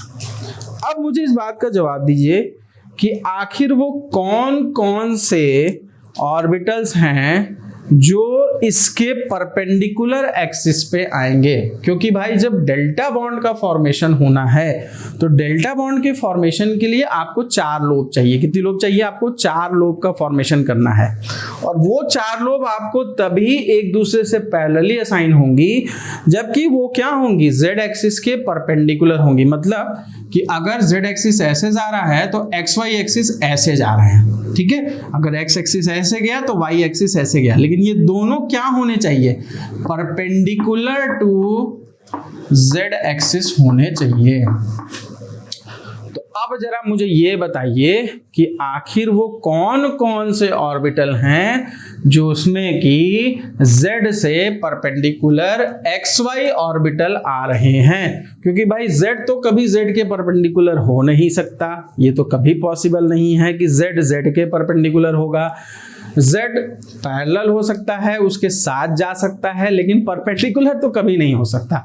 z का परपेंडिकुलर जो ऑर्बिटल हो सकता है, अगर फिर भी अभी कॉन्सेप्ट ना समझ में आया हो तो इस कॉन्सेप्ट को आप ऐसे समझ सकते हैं, मैं चौक रख के आपको समझा देता हूं कि जैसे सपोज करो कि यहाँ पे एक ऊपर dz स्क्वायर है, नीचे एक dz स्क्वायर है, ये z एक्सिस है, ये पूरी हमारी z एक्सिस है, और हमें जो डेल्टा बॉन्ड का फॉर्मेशन करना है वो कुछ इस तरीके से करना है। देखो मेरे बच्चों, ऐसे इस तरीके से, ठीक है। 4 लोब हैं, चारों लोब एक दूसरे के ऊपर ऐसे पैरेलली बाइंडेड हैं, ये दूर है। तो ये बताओ कि ये जो बीच वाली जो मेरी चौक है, जिसको कि मैं क्या बोल रहा हूँ, सिग्मा बॉन्ड बोल रहा हूँ, क्या हमारा एक्स वाई प्लेन, चाहे वो एक्स प्लेन हो चाहे वो वाई प्लेन हो, क्या इस सिग्मा बॉन्ड के परपेंडिकुलर नहीं है? लेकिन अगर मैं Z के बारे में बात करूं तो Z कभी इस सिग्मा बॉन्ड के परपेंडिकुलर नहीं आ सकता, वो जब भी आएगा पैरेलल आएगा या उसके साथ आएगा।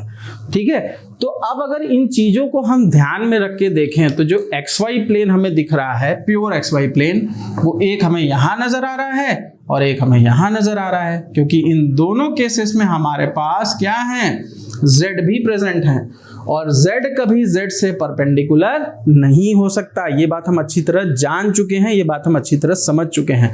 तो जब Z के परपेंडिकुलर नहीं हो सकता तो आखिर यहाँ इन दोनों एक्सिस में डेल्टा बॉन्ड का फॉर्मेशन आखिर होगा कैसे? नहीं हो सकता, पॉसिबल ही नहीं है। यानी कि आपके पास, ध्यान से सुनिएगा, मैं फिर से रिवाइज कर दे रहा हूं, आपके पास जो डेल्टा बॉन्ड का फॉर्मेशन करने वाले ऑर्बिटल्स आएंगे जो कि Z के परपेंडिकुलर होंगे, वो होंगे सिर्फ दो, dxy और dx² माइनस y²। सिर्फ यही वो दोनों ऑर्बिटल हैं जो कि डेल्टा बॉन्ड का फॉर्मेशन कर सकते हैं। ठीक है, dz², इसका कोई चांस ही नहीं है क्योंकि ये सिर्फ और सिर्फ सिग्मा बॉन्ड को प्रेफर करता है। लेकिन इसकी इस बेवकूफी या इसकी समझदारी की वजह से, जो भी कहना चाहो तुम कह सकते हो, इसकी समझदारी की वजह से dyz और dxz ये दोनों बेचारे मरहूम रह जाते हैं अपने एक्सिस पे डेल्टा बॉन्ड के फॉर्मेशन करने से। मतलब यहाँ पे आपको डेल्टा बॉन्ड नहीं मिलेगा, आपको डेल्टा बॉन्ड यहाँ पे नहीं मिलेगा, आपको सिर्फ और सिर्फ डेल्टा बॉन्ड कहाँ मिलेगा, यहाँ मिलेगा। Am I clear? ठीक है, इसे नोट कर लीजिए, समझ लीजिए। इसको मैं मिटाता हूं और हम लोग चलते हैं अब बॉन्डिंग पे, क्योंकि बहुत हो गया कि सिग्मा डेल्टा क्या होता है। अब थोड़ा बॉन्डिंग के कॉन्सेप्ट को समझ लेते हैं, क्योंकि नेक्स्ट लेक्चर हम लोग वीवीटी के कॉन्सेप्ट्स की तरफ बढ़ेंगे, वैलेंस बॉन्ड थ्योरी के कॉन्सेप्ट्स की तरफ। तो उसके पहले थोड़ा हमें बॉन्डिंग के कॉन्सेप्ट्स को समझने की जरूरत है कि आखिर बॉन्डिंग के कॉन्सेप्ट्स बनते क्या हैं और आते कहाँ से, कैसे आते हैं। तो सबसे पहले हमें जो कोवेलेंट बॉन्ड के बारे में जानना है वो हमें जानना है एक्साइटेशन फिनोमेनन के बारे में, कि आखिर एक्साइटेशन फिनोमेनन है क्या। इसको समझने के लिए मैं आपको एक सिंपल सा एग्जांपल देता हूं कि जो कहीं भी अगर कोवेलेंट बॉन्ड का फॉर्मेशन होता है तो वो कहीं ना कहीं हिंदुस्तानी शादी की तरह होता है। जैसे शादी में लोग एक्साइट हो जाते हैं, एक्साइट होके क्या करते हैं, पटाखे फोड़ते हैं, डांस करते हैं, सब कुछ करते हैं। ठीक है, करते हैं ना बेटा। अगर ये करते हैं तो इस दोनों ही केस में या तो इनके पास एनर्जी आती है या तो चली जाती है। मतलब सिंपल सी बात है कि या तो इनके पास ढेर सारी एनर्जी आएगी या हो सकता है इनके पास ढेर सारा पैसा आ जाए, जैसे दहेज लेते हैं बहुत सारे लोग। तो अगर इनके पास ढेर सारा पैसा आता है, ठीक है, इनके पास ढेर सारा पैसा जाता है, जैसे बहुत सारे लोग दहेज नहीं लेते हैं, इनफैक्ट लड़की की फैमिली को हेल्प करते हैं, तो ऐसे केसेस आपको जैसे सोसाइटी में देखने को मिलते हैं वैसे ही आपको यहाँ पे भी देखने को मिलेंगे।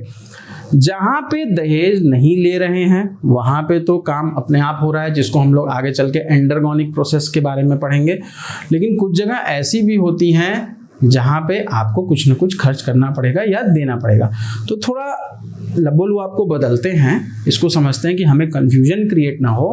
तो हम इसको ऐसे कह सकते हैं कि कभी भी जैसे शादी के समय बिना हो हल्ला मचाए या बिना एक्साइट हुए हम शादी नहीं कर पाते हैं, उसी तरीके से केमिकल बॉन्डिंग या बॉन्डिंग भी एक तरह की शादी है। बिना वहाँ हो हल्ला मचाए या बिना वहाँ पे एक्साइटेशन किए बॉन्ड का फॉर्मेशन होगा, ये बहुत मुश्किल है। बिना एक्साइटेशन किए हो गया तो वो कोर्ट मैरिज है, एक्साइटेशन करके हुआ तो वो अरेंज मैरिज है। कैसे, आओ देख लेते हैं, समझ लेते हैं। जैसे मैं आपको एक एग्जांपल देता हूँ। हम लोग बचपन से कार्बन, नाइट्रोजन, ऑक्सीजन, बोरॉन सबके बारे में पढ़ते चले हैं। मैं आपसे एक सिंपल सा सवाल पूछता हूँ कि अगर मैं बोरॉन की बॉन्डिंग के बारे में बात करूँ, जैसे बोरॉन BH3 का फॉर्मेशन करता है, तो BH3 का फॉर्मेशन करते के बावजूद भी ये इलेक्ट्रॉन डेफिशिएंट होता है, इसको बाहर से इलेक्ट्रॉन की जरूरत पड़ती है क्योंकि इसका ऑक्टेट कंप्लीट नहीं है। तो ये हमारे लिए एक बहुत बेटर एग्जांपल नहीं हो सकता है केमिकल बॉन्डिंग के एक्साइटेशन फिनोमेनन को या इसकी बॉन्डिंग के कॉन्सेप्ट को समझने के लिए। तो हम इसके नीचे आते हैं, हम कार्बन की तरफ चलते हैं, कार्बन को देखते हैं। कार्बन एक टेट्रावैलेंट एटम है, ये हम लोग क्लास 9th में पढ़े थे आई थिंक सबसे पहले, मुझे तो नहीं याद है, शायद हम लोग क्लास 9th में सबसे पढ़े थे कि कार्बन एक टेट्रावैलेंट एटम है। अब अगर हम कार्बन की कॉन्फ़िगरेशन की बात करते हैं तो कार्बन की जो कॉन्फ़िगरेशन हमें नज़र आती है वो आती है 1s2 2s2 2p2। ठीक है, इसकी हम बात नहीं करेंगे क्योंकि ये इनर शेल है तो ये बॉन्डिंग में पार्टिसिपेट नहीं करेगा। जो बॉन्डिंग में पार्टिसिपेट करेगा वो होंगे ये दोनों 2s2 और 2p2। अब मेरा सवाल ये है कि अगर इनका हम ऑर्बिटल वाला डायग्राम बनाएं जिसमें इलेक्ट्रॉन हम फिलिंग करते हैं, ऑर्बिटल फिलिंग करें, तो इनकी फिलिंग कुछ ऐसी दिखाई पड़ेगी 2s और 2p की। और हमको अच्छी तरह पता है कि बॉन्डिंग के लिए हमारे पास अनपेयर्ड इलेक्ट्रॉन होने चाहिए, अगर इलेक्ट्रॉन अनपेयर्ड नहीं है तो बॉन्डिंग भी नहीं होगी। तो अगर ऐसा है, अगर ऐसी चीजें हैं तो हमें ये समझने की जरूरत है यहाँ पे जो कार्बन नंबर ऑफ बॉन्ड बना सकता है वो सिर्फ 2 बॉन्ड बना सकता है, 2 से ज्यादा बॉन्ड कार्बन नहीं बना सकता है। लेकिन हमने किसकी बात की है, हमने ये ग्राउंड स्टेट की बात की है। हमने किसकी बात की है बेटा, ग्राउंड स्टेट की बात की है। अच्छा, अगर ग्राउंड स्टेट की बात की है तो क्या यहाँ पे जो बॉन्डिंग हो रही है वो एक्साइटेड स्टेट में हो रही है? यस, वो एक्साइटेड स्टेट में हो रही है। अब देखो, ये एक तरह की लव मैरिज हो गई, मतलब सब लोग खुश हैं भाई, कुछ भी न करना है न करना है, सब अपने आप हो रहा है, जैसे हो रहा है होने दो उसको। तो यहाँ पे होगा क्या कि कार्बन का जो ये इलेक्ट्रॉन है 2s वाला इलेक्ट्रॉन, मैं लिख देता हूँ नीचे ताकि आपको याद रहे, 2s वाला इलेक्ट्रॉन है, ये निकल के यहाँ से यहाँ चला गया। ठीक है, जैसे लव मैरिज में सब अपने आप होता चला जाता है, बहुत ज़्यादा एनर्जी की जरूरत नहीं पड़ती है, उसी तरीके से यहाँ से भी इलेक्ट्रॉन निकला और चला गया। कहाँ चला गया? आउटर मोस्ट शेल की तरफ चला गया। अब जो नई कंडीशन हमारे सामने अपीयर होगी वो कुछ इस तरीके की होगी, 1 2 3 4। तो अगर मैं आपको 4 हाइड्रोजन के एटम दूं, 4 हाइड्रोजन मतलब 4 इलेक्ट्रॉन आपको दूं, तो पहला हाइड्रोजन यहाँ पे, दूसरा हाइड्रोजन यहाँ पे, तीसरा यहाँ पे और चौथा यहाँ पे, यानी कि अब कार्बन 4 हाइड्रोजन के साथ 4 बॉन्ड बना सकता है या बना के बैठ गया है। तो देखो यहाँ सब अपने आप हो गया, यहाँ पे हमको कुछ करने की जरूरत नहीं पड़ी। क्यों? क्योंकि जब हम S से P की तरफ इलेक्ट्रॉन को भेज रहे थे, ये अगर हम 2s है और ये हम 2p रखे हैं, तो यहाँ से जब S से हम 2p की तरफ इलेक्ट्रॉन भेज रहे थे तो कार्बन के केस में इसका बीच का जो एनर्जी डिफरेंस था वो बहुत कम था, वो बहुत छोटा था। ठीक है, हम लिख देते हैं यहाँ पे, अगर ये 2p है और ये 2s है तो हम लिख देते हैं यहाँ पे कि ये लेसर एनर्जी डिफरेंस की वजह से हो रहा है। चलो हम एक और एग्जांपल देखते हैं, हम और एक एग्जांपल समझते हैं, क्योंकि बोरॉन हम देख चुके थे, वो हमारे कुछ किसी काम का नहीं था, बॉन्डिंग के बाद भी वो डेफिशिएंट रह जा रहा है। अब इसके बाद अगर हम किसी एग्जांपल को कंसीडर कर सकते हैं तो वो हम देख सकते हैं नाइट्रोजन के केस में। नाइट्रोजन के केस में भी आइए देख लेते हैं कि नाइट्रोजन के केस में क्या होता है, फिर आगे बढ़ते हैं, समझते हैं कि बॉन्डिंग क्या है, कैसे काम कर रही है। अगर हम नाइट्रोजन के केस की बात करें तो नाइट्रोजन अगर NH3 बनाता है तो उसके लिए पहले आपको नाइट्रोजन की ग्राउंड स्टेट कॉन्फ़िगरेशन देखनी पड़ेगी। तो लिख लेते हैं हम लोग 1s2 2s2 2p3, ये किसी काम का नहीं है। इसकी अगर फिलिंग करोगे 1 2 1 2 3, हमारे पास 3 अनपेयर्ड इलेक्ट्रॉन हैं। अब मेरा सवाल ये है कि क्या यहाँ से नाइट्रोजन अपना एक इलेक्ट्रॉन निकाल के इधर फेंक सकता है? फेंकना चाहता तो फेंकता, ये चाहता भी है फेंकना, लेकिन प्रॉब्लम क्या है, जगह भी तो होनी चाहिए। क्या नाइट्रोजन के पास कोई एक्स्ट्रा डी सबशेल होती है? नहीं होती। अभी इसका नीचे बड़ा भाई आएगा फॉस्फोरस, वहाँ होती है, वहाँ पे मिलेगा sp3d। अभी हम लोग थोड़ी देर पहले उसी के ऊपर पूरा लंबा चौड़ा डिस्कशन किया कि डी सबशेल क्यों सिग्मा बॉन्ड का फॉर्मेशन करते हैं, तो वो एक अलग स्टोरी थी। इस स्टोरी पे वापस आते हैं, समझते हैं कि क्या हो रहा है। यहाँ से इलेक्ट्रॉन यहाँ निकल के नहीं जा पा रहा है, क्यों? क्योंकि जो सराउंडिंग की जो थर्मल एनर्जी है वो इतनी ज़्यादा नहीं है कि वो यहाँ पे इलेक्ट्रॉन को अनपेयर्ड करके पेयर कर दे, फिर पेयर करके अनपेयर कर दे, सारा गड़बड़ झाला हो जाता है। तो भैया इससे अच्छा है कि जहाँ हो वहीं पड़े रहो, क्योंकि यहाँ से भी निकल के अगर तुम यहाँ आओगे तो यहाँ पे भी तो अगेन तुम पेयर्ड कंडीशन में जाओगे। आगे है क्या? आगे तो कुछ नहीं है, आगे कोई वैकेंट शेल नहीं पड़ी है। तो इस कंडीशन में ये जो 3 तुमको इलेक्ट्रॉन नजर आ रहे हैं, ये 3 हाइड्रोजन के साथ मिलके NH3 का फॉर्मेशन कर लेंगे।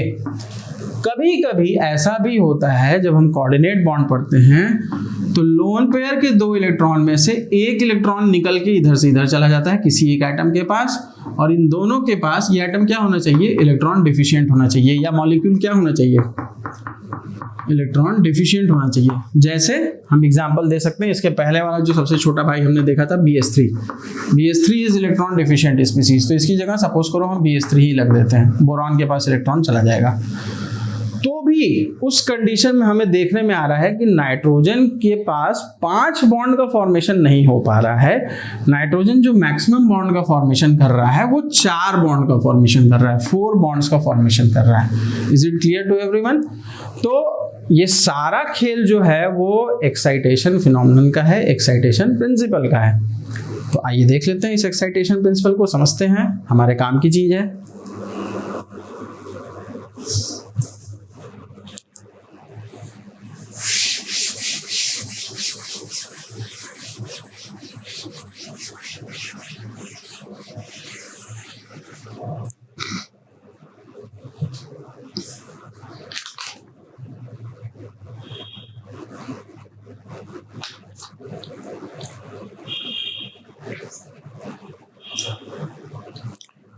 चलो देखो, एक्साइटेशन कितने तरह का है? एक्साइटेशन 2 तरह का है। एक है तुम्हारा फ्री एक्साइटेशन, आपको इसका मटेरियल प्रिंटेड भी मिल जाएगा कोचिंग की तरफ से। Free excitation. एक है आपका फोर्स्ड एक्साइटेशन। तो अगर फ्री एक्साइटेशन और फोर्स एक्साइटेशन में हम कंडीशंस की बात करें तो डिफरेंस जो है वो ये है कि यहाँ पे जो सराउंडिंग की थर्मल एनर्जी है वो एक्साइटेशन एनर्जी से ज़्यादा है। मतलब प्रोसेस एक तरीके से स्पॉन्टेनियस कंडीशन की तरह चल रही है, चलने दो, एक बार इनिशिएट हो गई तो हो गई, बस उसमें बाद तुमको कुछ नहीं करना है। लेकिन जब हम फोर्स एक्साइटेशन की बात करते हैं तो ये अपने आप नहीं होता, इसको हमें करवाना पड़ता है। इसके लिए हमको बाहर से एनर्जी खर्च करनी पड़ सकती है, हमें कॉन्ट्रैक्शन कराना पड़ सकता है, ढेर सारे वहाँ पे फैक्टर हैं। कैसे वो फैक्टर काम करते हैं उसको अभी हम लोग देखेंगे। तो पहले हम ये देखते हैं कि फ्री एक्साइटेशन में क्या होता है। फ्री एक्साइटेशन में हम ये बोलेंगे कि जो हमारी थर्मल एनर्जी है, जो हमारी सराउंडिंग एनर्जी है, मैं ऐसे लिखता हूं कि थर्मल ऑब्लिक सराउंडिंग एनर्जी,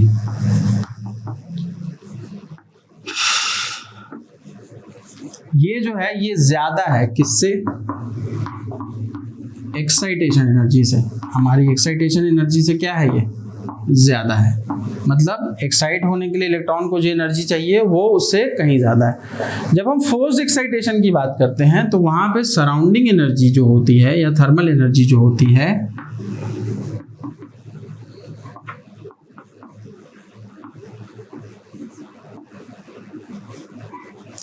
ये हमेशा कम होती है। किससे?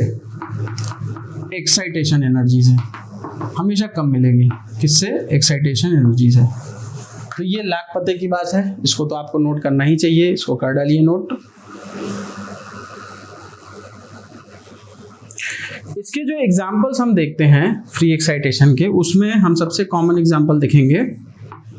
अगर हम NH से NP का एक्साइटेशन कराते हैं तो NH से NP जाने में, मतलब S सबशेल से P सबशेल जाने में या S ऑर्बिटल के इलेक्ट्रॉन को P ऑर्बिटल में भेजने में हमें बहुत ज़्यादा मशक्क़त की ज़रूरत नहीं पड़ेगी, बहुत मेहनत नहीं करनी पड़ेगी। लेकिन अगर हम यही चीज़ NH से ND या NP से ND में कराना चाहें तो इसके लिए हमको बहुत ज़्यादा मेहनत करनी पड़ेगी, बहुत मशक्क़त करनी पड़ेगी। और इसका जो रीज़न है, इसका जो कह लो कि जो सार निकल के आता है उसमें बहुत सारी थ्योरीज इन्वॉल्व हो जाती हैं, जैसे कॉन्ट्रैक्शन थ्योरी। तो कैसे कॉन्ट्रैक्शन थ्योरी इन सारे रिलेशंस को आपस में एक दूसरे से बांधेगी, कैसे इलेक्ट्रॉन डी सबशेल को इन्वॉल्व करेंगे अपनी बॉन्डिंग में, ये सारी चीज़ें अब हम यहाँ पे देखेंगे। तो समझते हैं कि आखिर फ्री एक्साइटेशन और फोर्स एक्साइटेशन में किन किन कंडीशंस की हमें ज़रूरत पड़ती है, तब हम उसको समझेंगे और जानेंगे और एक बार में हमें क्लियर भी हो जाएगा। थोड़ा सा इसमें इंग्लिश सही कर लो, फोर्स कंडीशन, फ्री एक्साइटेशन या फोर्स कंडीशन या फोर्स एक्साइटेशन।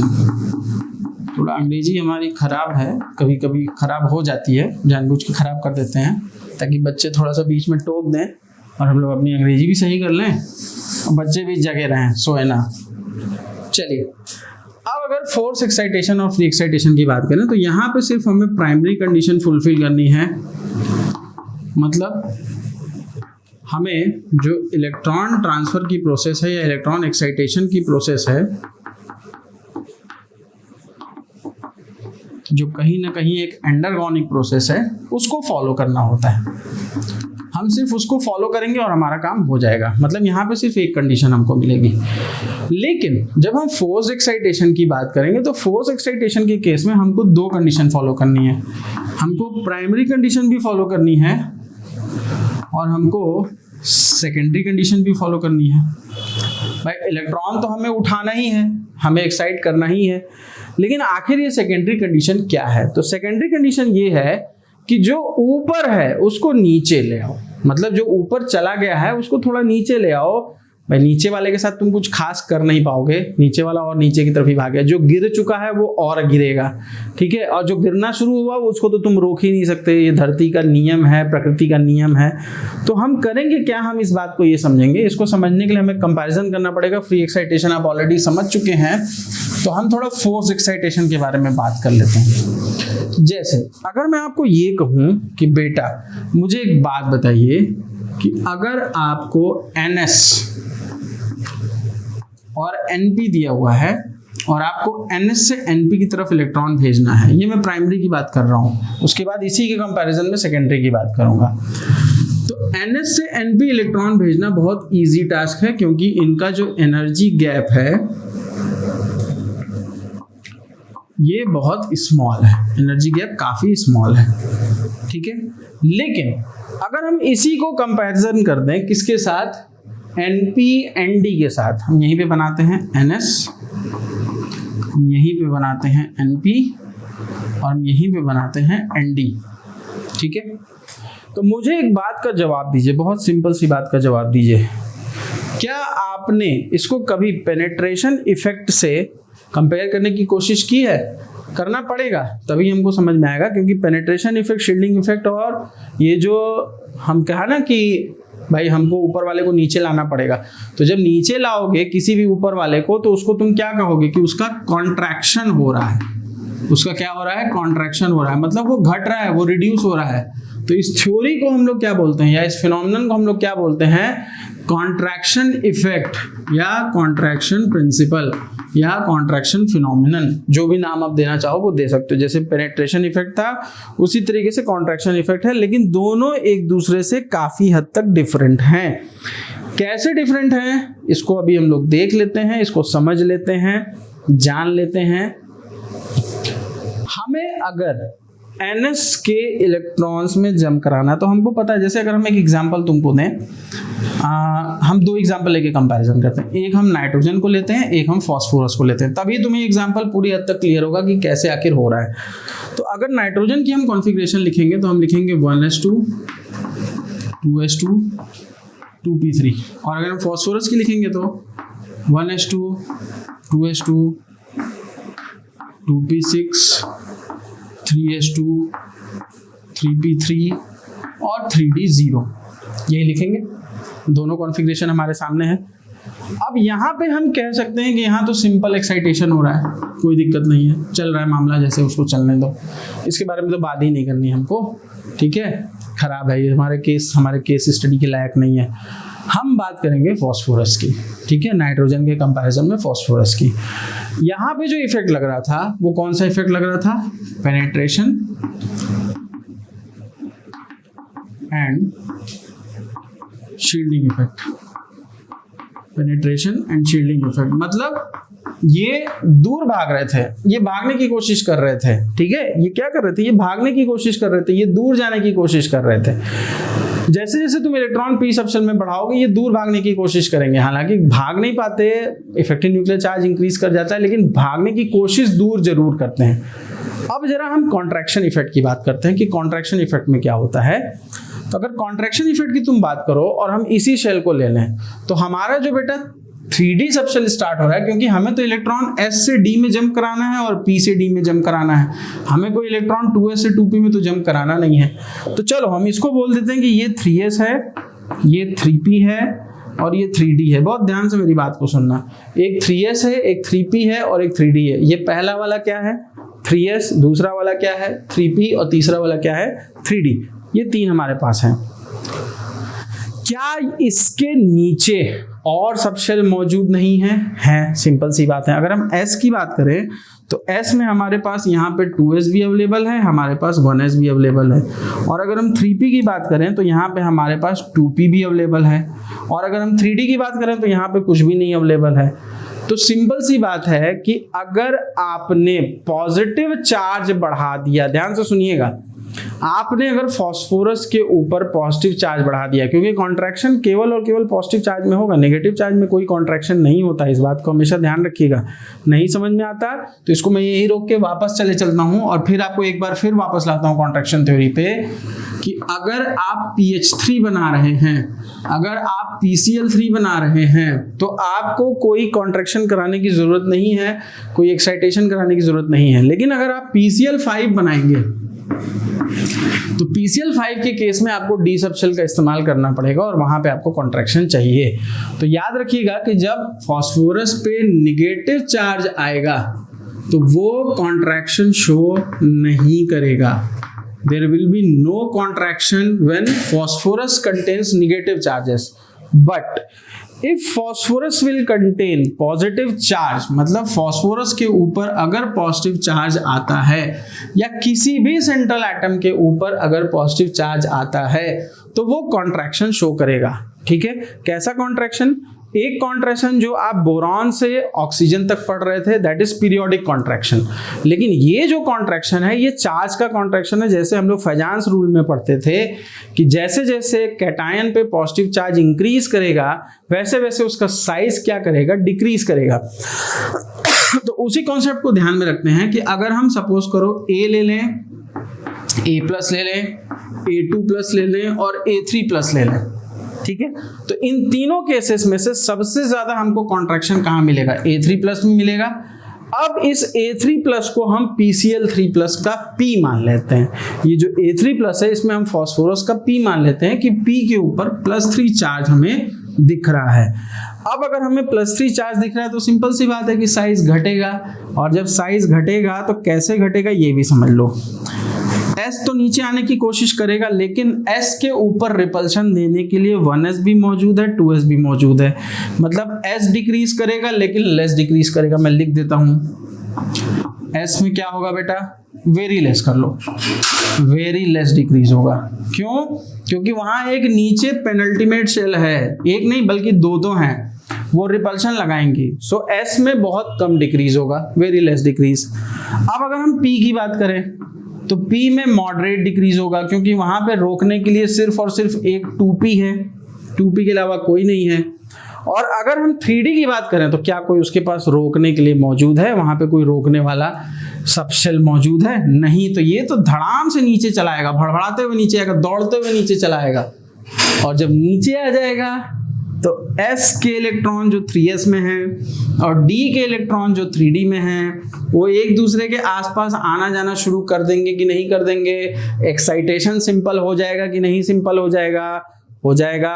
तो अब इस कॉन्ट्रैक्शन फिनोमेनन को थोड़ा सा एक्सप्लेनेटरी वे में समझ लेते हैं। आई होप कि इतना आपको क्लियर हो गया होगा।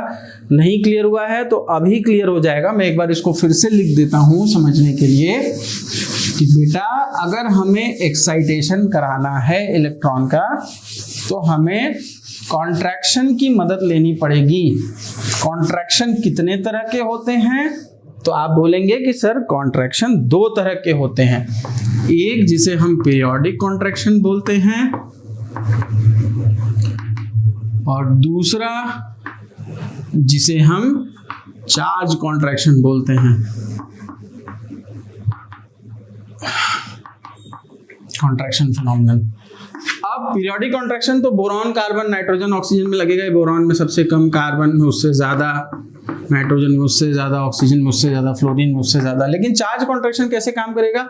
चार्ज कॉन्ट्रैक्शन काम करेगा ए में सबसे कम, A+ में उससे ज़्यादा, A2+ में उससे ज़्यादा और A3+ में सबसे ज़्यादा। तो याद रखिएगा कि जब सेंट्रल एटम पे पॉजिटिव चार्ज होगा और टर्मिनल एटम मोर इलेक्ट्रोनिगेटिव होगा,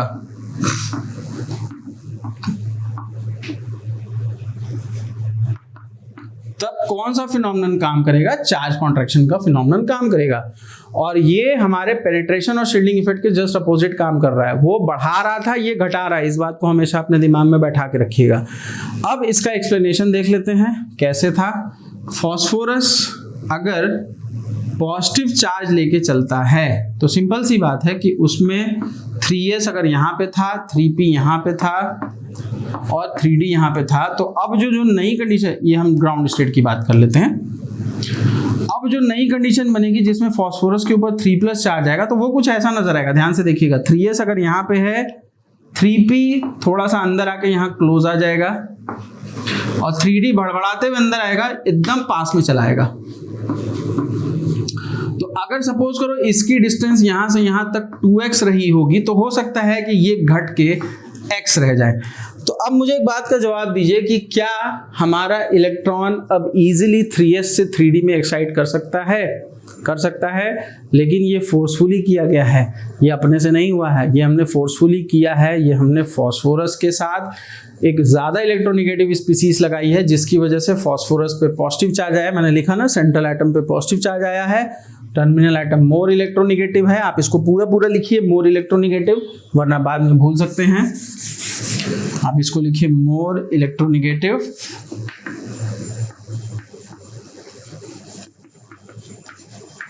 हमने लिखा मोर इलेक्ट्रोनिगेटिव, और इस मोर इलेक्ट्रोनिगेटिव लिखने की वजह से हमको ये पता चला कि भाई इलेक्ट्रॉन का फ्लो जो है वो फास्फोरस से टर्मिनल एटम की तरफ जा रहा है, जिसकी वजह से इसके ऊपर पॉजिटिव चार्ज आया, सेंट्रल एटम के ऊपर या फास्फोरस के ऊपर, और उसका साइज क्या कर गया? डिक्रीज कर गया, जिससे इलेक्ट्रॉन 3s से 3d में इजीली अब जंप कर सकता है, इजीली एक्साइट हो सकता है। तो आई थिंक अब ये फिनोमेनन आपको क्लियर होगा कि क्यों कुछ स्पीसीज आसानी से बॉन्ड बना लेती हैं, जबकि कुछ स्पीसीज इलेक्ट्रॉन एक्स्ट्रा होते हुए भी बॉन्ड का फॉर्मेशन तभी करती हैं जब उनको एक्साइट किया जा सकता है।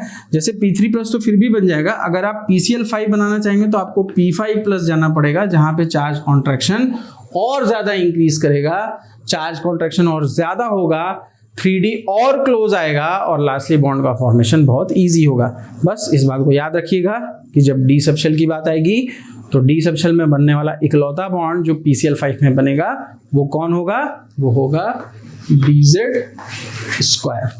तो आई थिंक इतना आप सभी को क्लियर होगा। अगर इसके बाद भी कोई डाउट बचा है तो मैं नेक्स्ट लेक्चर में आपके डाउट्स को कवर अप कर लूँगा। आज के लिए इतना ही।